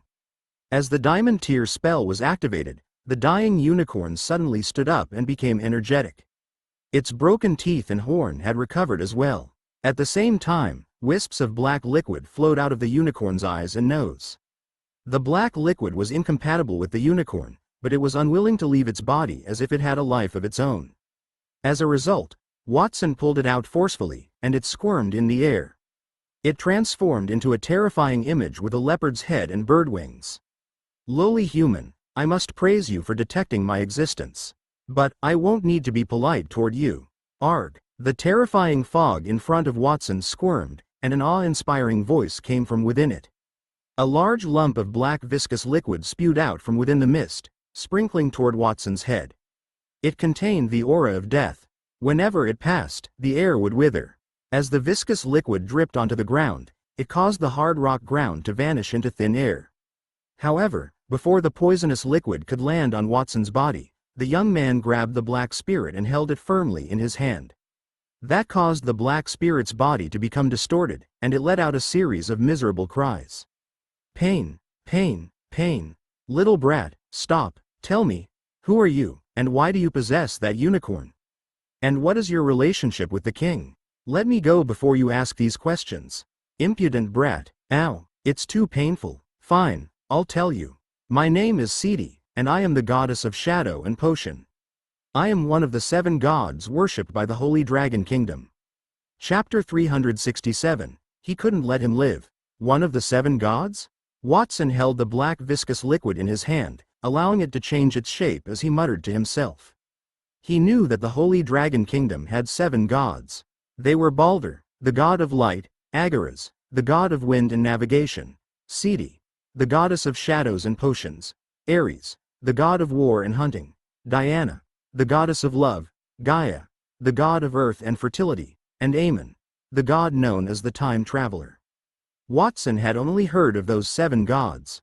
After all, when he was in the City of Steel, he had learned a little about them because he had helped the St. Antilles Cathedral repair the sculptures. However, no matter how he looked at it, he could not connect that dark mass with a high and mighty god. That's right, I am a god. Furthermore, I am the great goddess Sidi, ranked in the top 3 among the 7 gods. Do you fear me now? The leopard-headed goddess proudly opened her pitch-black mouth and let out a barbell-like laugh. Tell me the truth, what exactly are you? That hurts. Stop it, brat, I already told you that I am a god. Why don't you believe me? Don't think that I'm gullible just because I'm young. I'm going to count to 3. If you don't tell me the truth, I'll absorb you and turn you into a part of my body. Give me a chance, I can prove it to you. While the self-proclaimed goddess, Sidi, was begging for mercy, Watson let go of her hand and decided to give her a chance. As a god who controls shadows and potions, my main body lives outside of this world. What's here is only a part of my projection. Even though it's a projection, I can still display miracles that ordinary people can't do.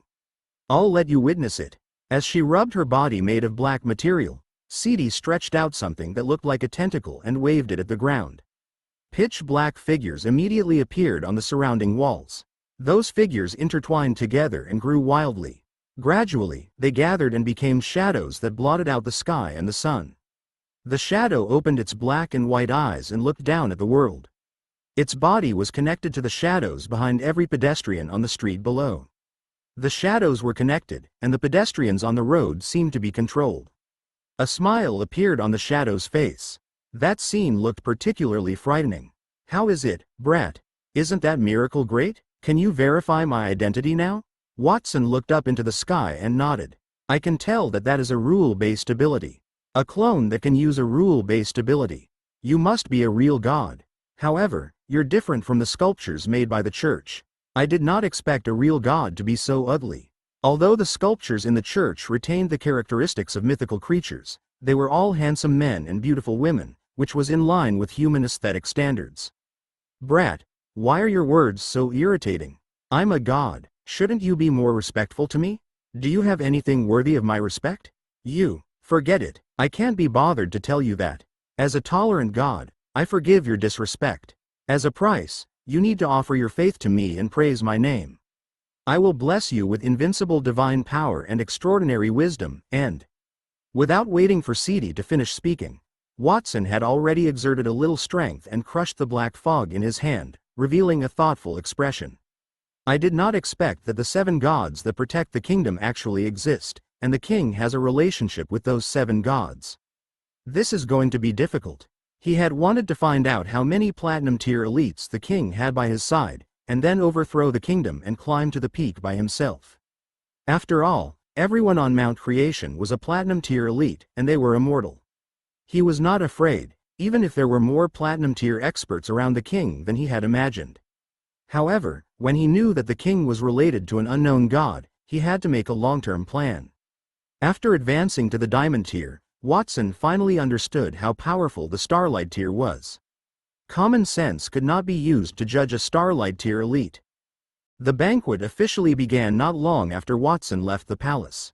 The noblemen in the palace held wineglasses and tasted delicious food. Most of them had regretful expressions on their faces. What a pity. That young man clearly has such powerful strength, but he is so arrogant. He actually left without even attending His Majesty's banquet. Yeah, I still want to get close to that young man and see if he can join our family. From the looks of it, it should be very difficult for me to get that young man on my side. Many nobles discussed it. To them, it did not matter how strong a person was. The key was whether they could use that person. Of course, there were also a few noblemen who showed great interest in Watson. Those noblemen chose to ask Lana and Casey, who came from the Ptolemy family. Young Master Casey, young Miss Lana, I heard that Watson had been to the floating city before he entered the royal city. He even had dealings with the Ptolemy family. I wonder, other than his outstanding strength, how are his knowledge and self-restraint? Which noble family did he come from? Other than the deeds mentioned by His Majesty, what other achievements did he have? Watson was not only outstanding, but he was also very knowledgeable. His most famous deed was to pretend to be him and save the floating city, becoming the city's hero. Casey used a fork and knife to mash the steak on the plate. He complained in his heart. How could he say those words? He did not say anything. Lana, on the other hand, was smiling as she chatted with the nobleman. Watson is a very considerate nobleman. I danced with him when he first got to our family manor. From his dancing, I knew that he had received a high-quality education. It's not only that, but Watson also knows a lot about shipbuilding technology. He invented a ship called the submarine, which can operate underwater without any risk. I believe that it won't be long before that brand new ship will appear in the kingdom. Is that so? Then I'll have to wait and see. King Landhar III did not care about the discussion. A woman's voice filled his mind. She was cursing loudly in his mind. I'm so angry. That damned Watson destroyed my projection without giving me a chance to speak. It caused me to lose my power for nothing. The most important thing is that he disrespected me. Seedy, didn't you say that you would attack Watson and that you would make him submit and be sacrificed obediently? You must have been too careless to have such an outcome. Since we've already alerted the enemy, it seems like we can't let Seedy continue with the attack. Next, it's up to me, Agaras, the god of wind and navigation, to think of a way to sacrifice that youth. After Seedy, a different voice sounded in King Landhar III's mind. Sunlight shone through the pearl curtain and fell on his body. Behind him, there was a squirming, strange-looking shadow. All right, stop arguing, Seedy. I gave you a chance, but you didn't grasp it. I'll have to make a new plan before the next attack. However, I'm curious about how he could kill your projection. That isn't something a platinum tier professional can do. Perhaps Watson's strength is no longer platinum tier? Sid was silent for a long time before she slowly said, of course he's not platinum tier. He's a diamond tier elite. Diamond tier? King Landhar III was absent-mindedly looking at the ministers in the hall. His smile froze on his face, and then his eyes became gloomy. He was a very controlling emperor. If Watson was only a platinum tier elite, he did not care if he was the youngest platinum in the kingdom's history, but Watson was a diamond tier elite. That was a different story. Watson had achieved the diamond tier. In the future, he was very likely to become a starlight tier elite. He would be someone who could break away from his control and hinder his plans. Any factor that hindered him would only have one consequence. A killing intent flashed in his eyes. Previously, a large part of the reason he had to deal with Watson was to complete the deal with those gods. However, Landhar III could no longer let Watson live. Chapter 368. Fill marks for the assessment. That is the Royal Academy? After crushing Seedy's projection, Watson thought that he had nothing to do for the time being. It would be better to pass the Royal Academy's assessment first. Thus, he rode his unicorn to the Royal Academy entrance. Due to the absence of Seedy's influence, the unicorn had recovered its health. Its 5-meter-long body had fur brighter than the moonlight, and its body was softer than cotton. Sitting on the unicorn's body, Watson felt as if he was sitting on a soft cloud. It was very comfortable. At that moment, Watson looked up. He saw a gorgeous academy. Tall white spires could be seen everywhere. Everyone was exuding an extraordinary aura. It was spring. There were tall trees with light pink flowers on both sides of the academy's streets. With the wind blowing, the fragrance of the blossoms filled the air. Under the trees, 2 male students, who looked to be around 16 or 17 years old, were sitting at a wooden table. In front of them was a long line of hundreds of people signing up to join the academy. Those who want to join the academy, line up please, one by one.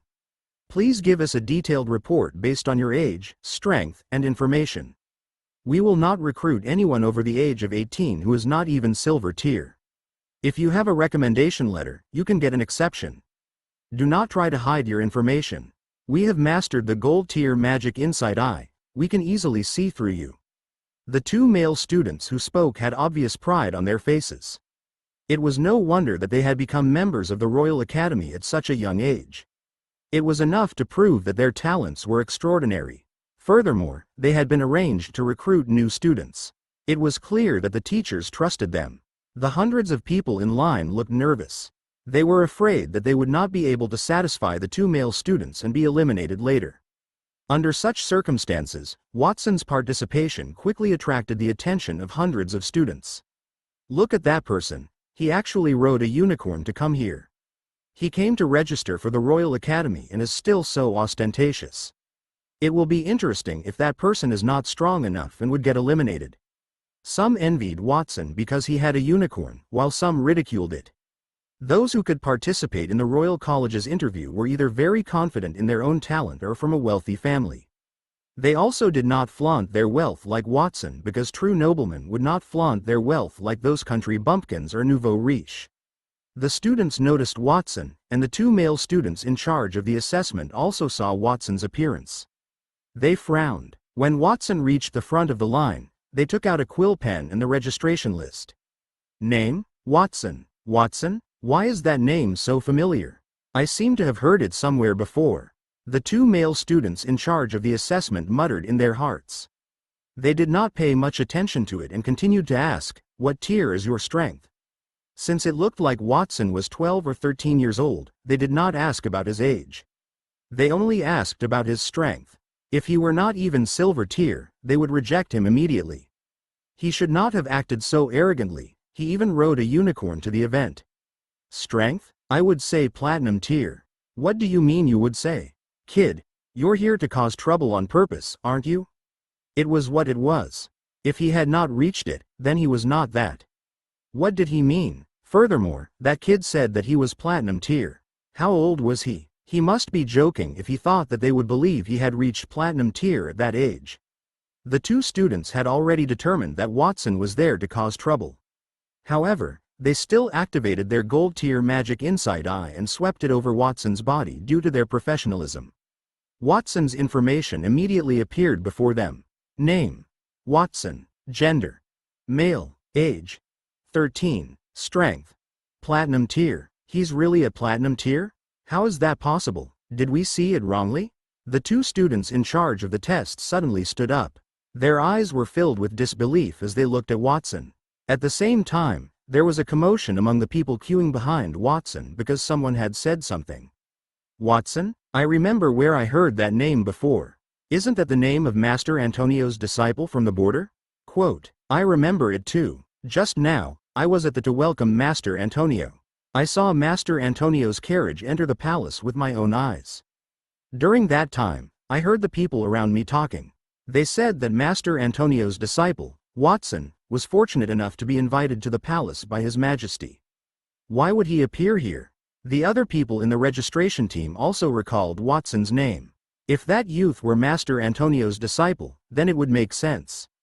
Watson was only 13 years old and was already a platinum tier elite. He even had a unicorn. Even if he rode a dragon, no one would say anything. Are you Master Antonio's disciple? That's right, I am. Watson openly admitted it. I'm sorry, I didn't know who you were. Since you're Master Antonio's disciple, then we can omit the need for the information. You can go and get your strength tested. The test might be difficult for others, but it should be very easy for a genius like you. One of the two examiners stood up and smiled politely at Watson. Let me introduce myself. My name is Newman. I'm a fourth-year student here. If you don't mind, you can call me Senior Brother. Hello, Senior Brother. Watson nodded in agreement and followed Newman into the academy. A group of people were behind him in a queue. They looked at him with envy. They also wanted to skip the line and directly enter the academy to participate in the test. However, they did not have Watson's strength and background. As expected of Master Antonio's disciple, it was really stylish of him to ride a unicorn here. Only a noble person can tame a unicorn. That young man must be powerful and kind.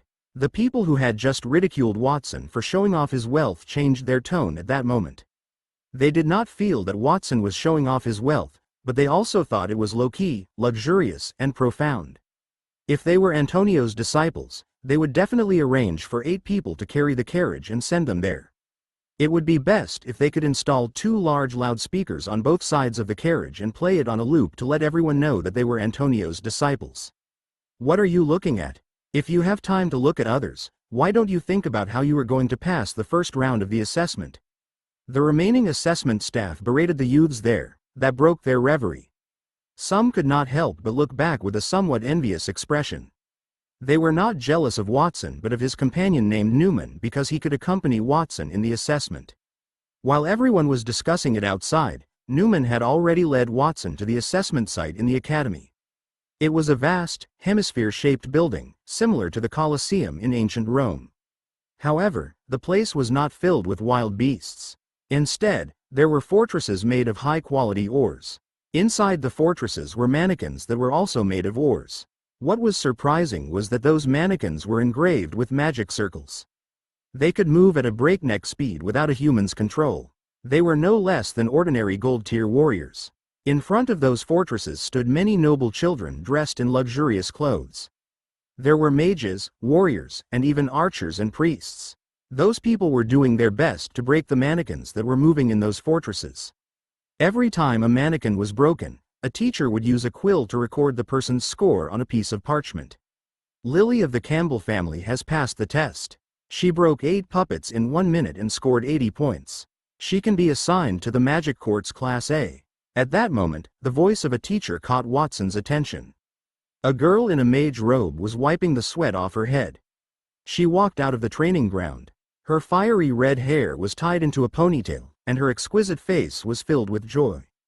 Charo, I scored 80 points. Even though there is a gap between you and my 90 points, we will be assigned to the same class. Congratulations, Lily. The woman named Charo had light purple hair, and her face was equally beautiful. There was a black mole at the right corner of her eye, which added to her charm.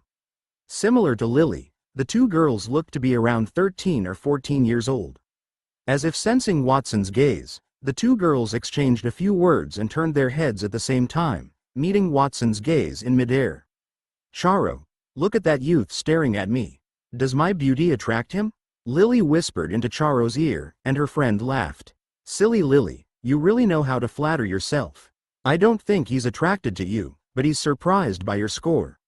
After all, only 40% of the people who passed the first round could enter this place, not to mention the 10% of the people who could get a high score of 80. That young man looks like a stranger. It should be his first time coming to the Royal Academy to take the test. The Royal Academy's test was different every year. That was to prevent someone from cheating. That year's test was to shoot targets. Those targets were all made by famous artisans in the royal city. They had mobility comparable to gold-tier warriors. In other words, that year's test was to see how many of those gold-tier mannequins those new students could kill in a minute. Even though those targets would not fight back, it was not that easy to kill them. Those who could kill 10 or 8 targets in a minute could already be called top geniuses. Of course, the Royal Academy's tests were different each year, but there was no limit to the number of times the applicants could participate in the trial. As long as they could pass the first round of selection, the students could try their luck before the school started, leaving the best results for themselves to ensure the rational allocation of classes. The students in the Royal Academy did not attend classes together. Instead, they were divided into 4 groups, magicians, warriors, priests, and archers, according to their different cultivation professions. Each department was then divided into 4 classes, A, B, C, and D. The 4 faculties of the academy held a competition called the Academy Cup every year, and it was the same between the classes. The intense competition made every student who walked out of the academy a warrior who had experienced hundreds of battles. Before participating in the assessment, you must first choose which faculty you want to join and what profession you want to become in the future. Watson, since you are Master Antonio's disciple, you will definitely choose to join the mage department, right? Newman led Watson to the assessment venue and introduced him at the same time.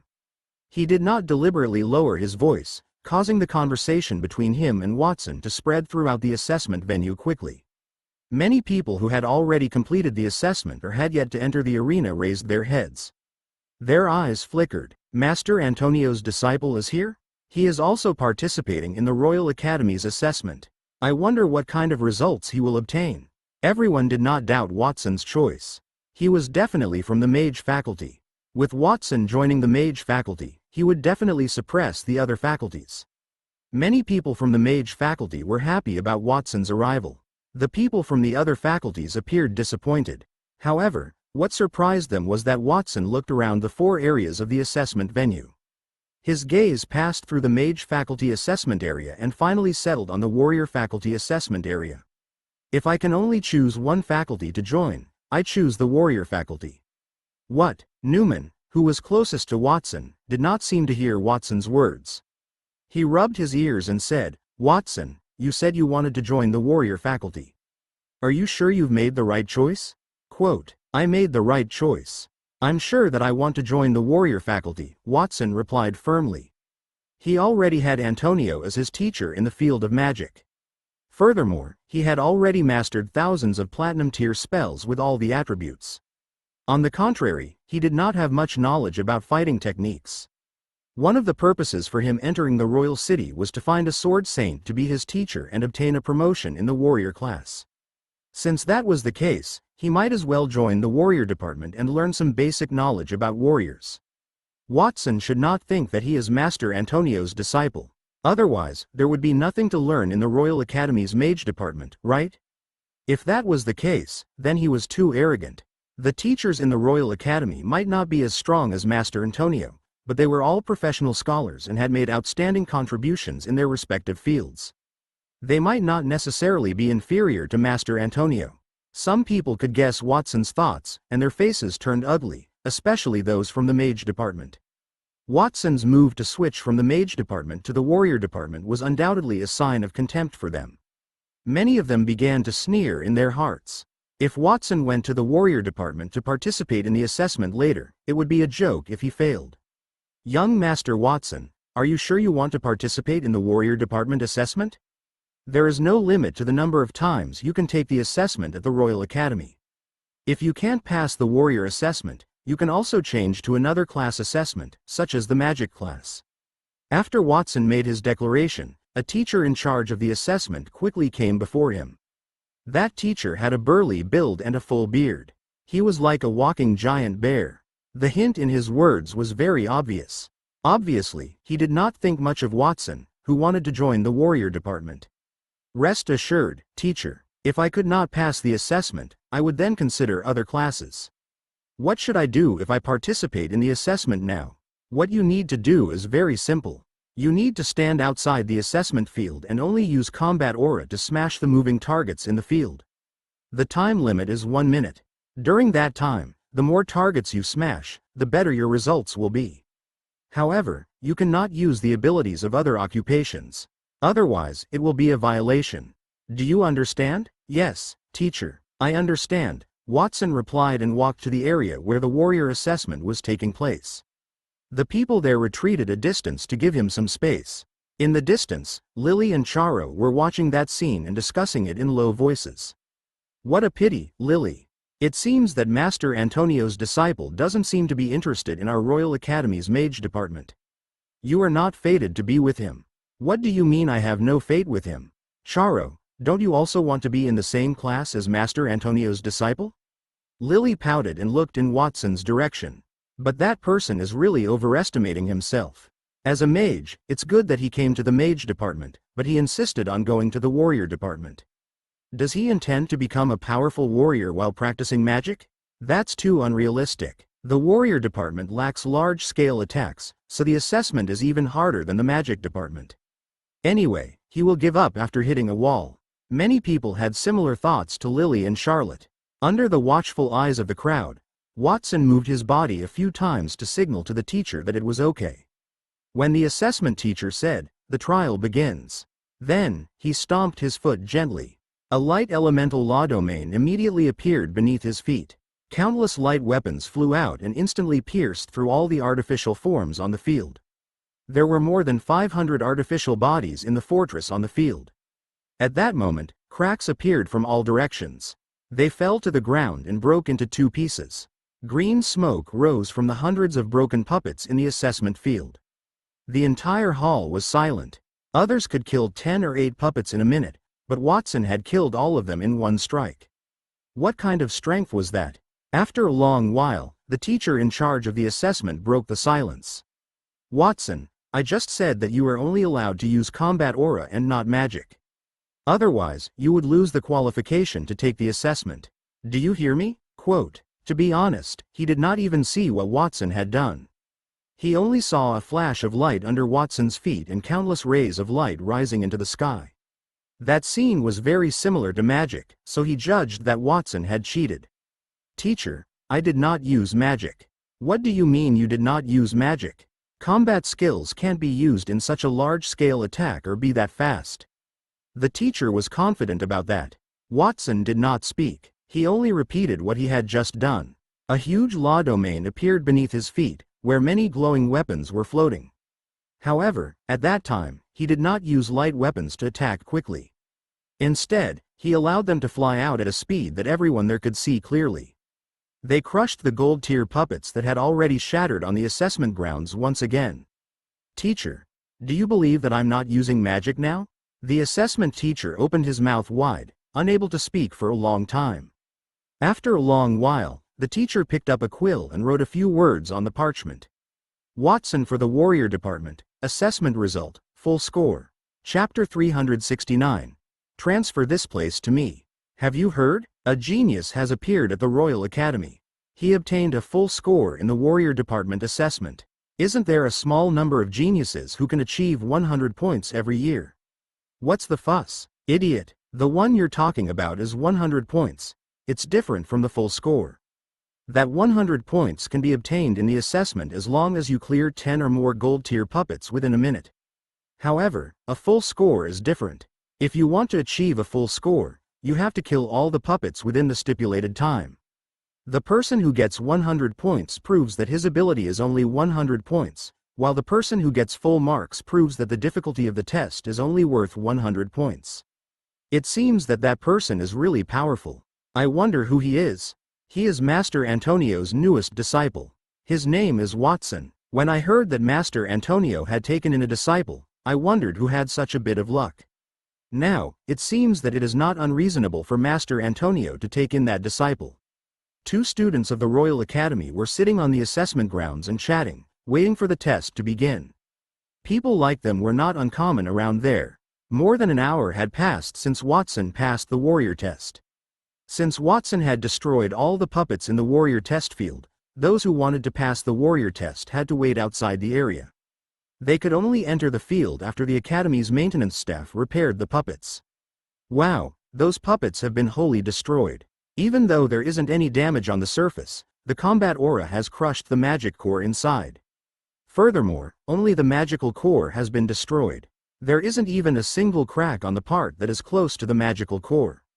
That terrifying destructive power and control is really not something a 12 or 13-year-old youth can master. The teacher in charge of the maintenance was a middle-aged man. He was dressed in greasy clothes and had stubble all over his face. His slightly melancholic eyes sparkled after he sized the puppets on the ground. "Dean, may I ask if those puppets have been repaired? Some young nobles can't wait to participate in the assessment." At that moment, a few senior students came in front of the middle-aged man and asked about that respectfully. That middle-aged man was the school's 4th-year director of education. At the same time, he was also the head of the entire Holy Dragon Kingdom's engineering department. He specialized in researching magic weapons for the kingdom to expand military supplies. His name was Vincent Wilhelm Theo. Let those kids wait. There are about 500 puppets that have been destroyed here. Even if I wanted to repair them, it wouldn't be so easy. Those noble brats usually only know how to eat and do nothing. They don't train hard, but when it comes to the assessment, they are so serious. If it were up to me, those people should ask their parents to hire a family tutor to harm their servants and maids. Don't go to school, but 2 of them are from the Archduke's families, the Campbells and the St. Lawrence. They specifically asked you to complete the repair as soon as possible so as not to waste their time. So the 2 Archduke's kids are also here. Then I have to finish the work as soon as possible. Tell the young masters that I only need 10 more minutes. Upon hearing that there were 2 people from the Archduke's families, Theo immediately looked out of the venue and changed his tone. That was because the 3 Archduke's families contributed a lot of money to the engineering department every year to provide them with research. In other words, those 3 great families were the financial backers of the Ministry of Engineering. Of course, if that was all, then as the minister, Theo did not need to be so polite with them. There was only one reason why he was like that. The 2 kids from the Campbells and the St. Lawrence were not ordinary family members but members who held high positions in the family. Nia Saint Laurent Gary, you are really annoying. Wherever I go, you follow me like a fan.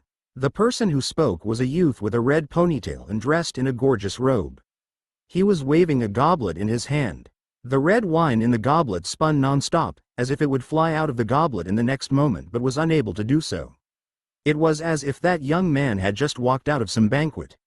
If Watson were still here, he would recognize him because that youth was the youth that previously attracted the Campbell family's attention. Augustus Campbell, I'm not following you. It's more like you're blocking my way. The person who responded to the red-haired ponytailed youth was a purple-haired girl. Her expression was cold, and as she spoke, the curls that hung on both sides of her head slightly rose. Her hair was several times longer, turning into long steel wires that cut through the air. On top of that, ice shards of varying lengths sealed the youth named Augustus in the middle. Crack, cracks appeared on the ground amidst a series of cracking sounds. Without a doubt, if those hairs were to cut into the young man's body, they would cut him into pieces of rotten meat. Nia, you dare to attack me? The young man asked in surprise. He took 2 steps back and threw out the red wine in the goblet in his hand. The red wine immediately turned into a rising flame that expanded countless times, dyeing the surrounding area red. The fiery red flame condensed into a giant python. It opened its bloody mouth above the young man's head and burned the young girl's hair into ashes in one bite. After doing all that, Augustus stared at Nia with slightly reddened eyes. His eyes were filled with violence. The air he was breathing contained a high temperature, and even the air distorted. Come on, Nia, is that all you can do? Let's have a good fight. Boring. I'm not in the mood to fight with you. I'm here to participate in the assessment. Nia did not even look at Augustus. Her cold gaze was only fixed on the puppets that were gradually being repaired in the warrior assessment venue. It was as if she was only interested in those puppets. Watson had disappeared after performing a great battle against the unicorn just a moment ago. As geniuses from the Campbell and the Saint Laurent families, even though they were very curious about Watson, as nobles, they had no choice but to persevere until the last moment of the banquet. The Royal Academy had just announced that the kingdom had produced its first genius in recent years, with a full score, and his name was Watson. That news caused the noblemen to boil with excitement. Only then did they realize that Watson had used the excuse of being tired to leave with the unicorn. It turned out that he had gone to participate in the Royal Academy's assessment and had just displayed his skills in front of the Emperor. It had only been a short while before he had broken the Academy's record. It was truly remarkable. Similarly, Augustus and Nia were also boiling with excitement. As the top geniuses of their 2 families, they were naturally also one of the new students of the Royal Academy. Furthermore, they had obtained a good score of 100 points in the assessment. However, such results were far inferior to a full score. Regardless of whether it was the prideful Augustus or the cold and indifferent Nia, they were both very young. They were both geniuses, so why were their results inferior to Watson's? Thus, the following scene happened. Nia, you're right. I can fight with you anytime, but I only have one chance to break the record. I'm a gentleman. Why don't you go first? Oh, right, I almost forgot that you're a mage. Do you plan to complete the warrior department's assessment? Augustus rolled his eyes. The high temperature spewing from his mouth gradually subsided, and his eyes returned to normal from their red color. Nia did not say anything. She only took a few steps forward and arrived at the edge of the mage assessment site. At that moment, a few students were still testing at the edge of the assessment site. When they saw Nia, they immediately stopped what they were doing. They weakly walked to the side so that Nia could use the site. Miss Nia, do you want to participate in the test? You have already achieved 100 points in the test. I wonder if there is still a need for you to take the test? The teacher who was responsible for recording the results came to Nia's side and asked curiously. Previously, I thought that 100 points were enough. But now, 100 points is no longer enough to satisfy me, so I want to get a full score. As Nia spoke, a huge hexagram-shaped snowflake magic array appeared behind her. The magic array flickered with a sky-blue light, and white ice crystals erupted from within, freezing the ground and air into solid ice. A few students who were closer to her, including the academy's teachers, could not help but step back. In that huge magic array, two giant palms suddenly stretched outward. Those two palms were made of ice and snow, and they floated beside Nia. They stretched out for 100 meters, like two shields that were magnified countless times. Platinum tier magic, the blooming of extreme cold hell. The voice flew out from her delicate lips. The two huge ice-cold arms flew to the center of the assessment field and collided with each other. The sound of the enormous palms clapping resounded through the sky, causing many people who were preparing to take the test to cover their ears in pain. In the center of the clapping area, a bottomless pit appeared on the ground. The hundreds of puppets in the center were crushed into dust. The puppets did not have time to escape before a layer of white ice appeared on their bodies. With a cracking sound, they gradually broke into pieces and turned into ice shards on the ground. With just one strike, Nia killed hundreds of puppets, turning the entire mage assessment venue into a white purgatory. However, Nia turned around and walked out as if nothing had happened. When she passed by the assessment teacher, she stopped in her tracks. The teacher suddenly shivered. He came to his senses and took out a quill to record Nia's results in his notebook. Nia from the mage department, assessment result, full marks. Nia had displayed her prowess. Then, Augustus frowned and revealed an affronted expression. Have the puppets in the warrior assessment not been repaired yet? Yes, young Master Augustus. With my hard work, it only took me 8 minutes to repair them.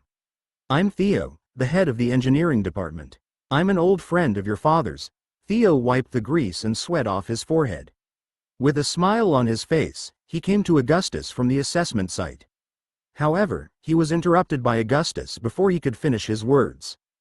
Get out of my way. Don't delay my participation in the assessment. Why are you talking so much? Platinum tier fire element spell, roaring ancient fire python. As he pushed Theo away, Augustus opened his palm toward the assessment site in front of him. A giant ball of flame appeared in front of him. That flame was like a wave, and long fire snakes that were several meters thick crawled out from within it. They shot out like sharp arrows at the puppets that were frantically escaping. However, under the terrifying heatwave and flames, the escaping puppets had only run a few steps before they were melted. The repaired assessment site was charred once again, and more than 500 puppets were reduced to ruins. Augustus retracted his hand and looked in Ni Ya's direction proudly. He realized that Ni Ya was not looking at him and was about to walk to the door. He immediately spat and followed up with dissatisfaction, leaving behind a group of stunned people. Augustus from the warrior department, assessment result, full score. A teacher recorded that result silently. That is already the third full score today. Who would have thought that after Watson, Augustus and Nia would refresh their original results? Is that a challenge to Watson? After all, I heard that Augustus and Nia had tried to recruit Antonio as their teacher, but they were both rejected. Perhaps that is a disguised form of venting their inner dissatisfaction. After Augustus and Nia left, some students gathered to discuss the situation in a low voice. Some of them came to Theo's side and asked awkwardly, Master Theo, what should we do now? What else can we do? Fix it. Theo stomped his feet angrily and walked down the examination field while cursing. Young people nowadays really don't know how to be polite. They don't even reply to their elders. I told you that we should let those noble children stay at home and hire some private tutors for them to learn the noble etiquette properly. He had spent a lot of effort to repair the more than 500 puppets that Watson had broken. Then, not only did he have to fix the warrior assessment site, but he also had to repair the mage assessment site as well. Furthermore, it was different from Watson's test. The young man had only broken the core of the puppet. He even had to redo all the puppets. He did not know if he would be able to rest for half a day. With a solemn mood, Theo cultivated for more than 3 hours before he crawled out of the pit, panting. At that moment, he saw a young girl with long yellow hair walking toward him with a broken sword at her waist. Everyone was astonished. Although that young girl was gorgeous, her face carried a travel-like aura. It was as if she had traveled a great distance to come here. She bowed to her surroundings amidst the crowd's exclamations. "It's the sword mistress. She has returned from the city of steel. Isn't she 20 years old this year? Why is she here to participate in the assessment?" The young lady drew her broken sword and walked toward the warrior assessment grounds. It was as if countless sword shadows flashed past in front of her, yet it was also as if there was only one sword shadow. In the warrior assessment grounds that had just been repaired, the puppets were destroyed once again. It was not just the puppets in that area, but the puppets in the other 3 assessment zones were also cut open by an invisible force. Christina Frederick from the current Sword Saints family, assessment result, full score. The teacher trembled as he recorded the young woman's result. The girl seemed to be very calm about all that. She bowed again, turned around, and left silently. The whole place was shocked by that scene. It was utterly silent until a student's voice sounded in Theo's ears. "Master Theo, now all the assessment sites have been damaged. What should we do? What should we do? You only know how to ask me what to do. How would I know? It's not enough for me to repair the puppets once a day, and I still have to fix them repeatedly. If that goes on, I'll die of exhaustion sooner or later. Go and find the other teachers in the academy. I won't do it anymore." Quote. Theo was furious. As he spoke, he ignored the few students who were obstructing him and walked out. At the same time, he raised his head and looked at the yellow-haired young lady who had disappeared into the academy, muttering to himself. "I've seen 4 students with full marks today. What's going on with the Royal Academy this year? Aren't the new students too strong? Even the sword mistress has come here. Is that the Sword Saint's intention? With so many evildoers around, it looks like the school will become very lively in the future. There are so many people in the tavern, as expected for a place where the Severed Fingers gang would gather. It's really lively." Watson stood in the royal city, not far from the city gate. In a remote tavern in a narrow alley, he compared the information in his mind. There was a half-broken plaque in the tavern with the words, "Three-legged cat," written on it. One could vaguely see a group of half-naked men holding beer brewed from whole wheat, knocking against each other's mugs. They drank until their faces were red. What was strange was that those people were more or less missing a piece of their fingers. Three-legged cat? What a strange name. According to the information given by Elvin, among the 10 leaders of the Severed Fingers, the person codenamed Left Ring Finger is in charge of most of the wine business in the kingdom, and one of his subordinates is the owner of that bar. Previously, in the floating city, Watson had obtained information about the other 9 leaders of the Severed Fingers from Elvin. He needed to take over the Severed Fingers gang. Having made up his mind, Watson tidied his clothes, kicked open the wooden door with his foot, and walked into the tavern. Huh? The burly men who had been drinking earlier all stopped their actions and revealed vigilant expressions. When they saw that the person was a 12 or 13-year-old boy, the vigilance in their eyes slightly weakened, and many of them laughed out loud. Why is a child here? Is he lost? Judging from the child's clothes, he should be an aristocrat. Maybe he's not lost but attracted to the women in the tavern. The men held their wine glasses and extended their rough hands toward the maids holding their wine. The women were dressed like bunnies, and they screamed when the men touched them. I'm here to look for the boss. Which one of you is the boss here? Watson did not care about their crazy words. The corners of his mouth curled upward, revealing a tender smile as he asked that question. I'm the boss here, kid. Why are you looking for me? A man holding a cane quickly walked out from the depths of the tavern. When he saw that man, Watson knew why that tavern was called Three-Legged Cat. The boss looked like a fat Garfield cat, and the boss's right foot was a prosthetic made of high-quality metal. Nothing, I just want to talk business with the boss. Oh, what do you want to talk about? If you want to talk about milk and cribs, I can't agree to it. The tavern owner's words made the drunkards burst into laughter again. I don't want to talk about that. I want to sell a batch of wine in the kingdom, but I lack a suitable venue, so I hope you can transfer the tavern to me for free. Watson's smile was still the same, but there was a hint of fearlessness in it.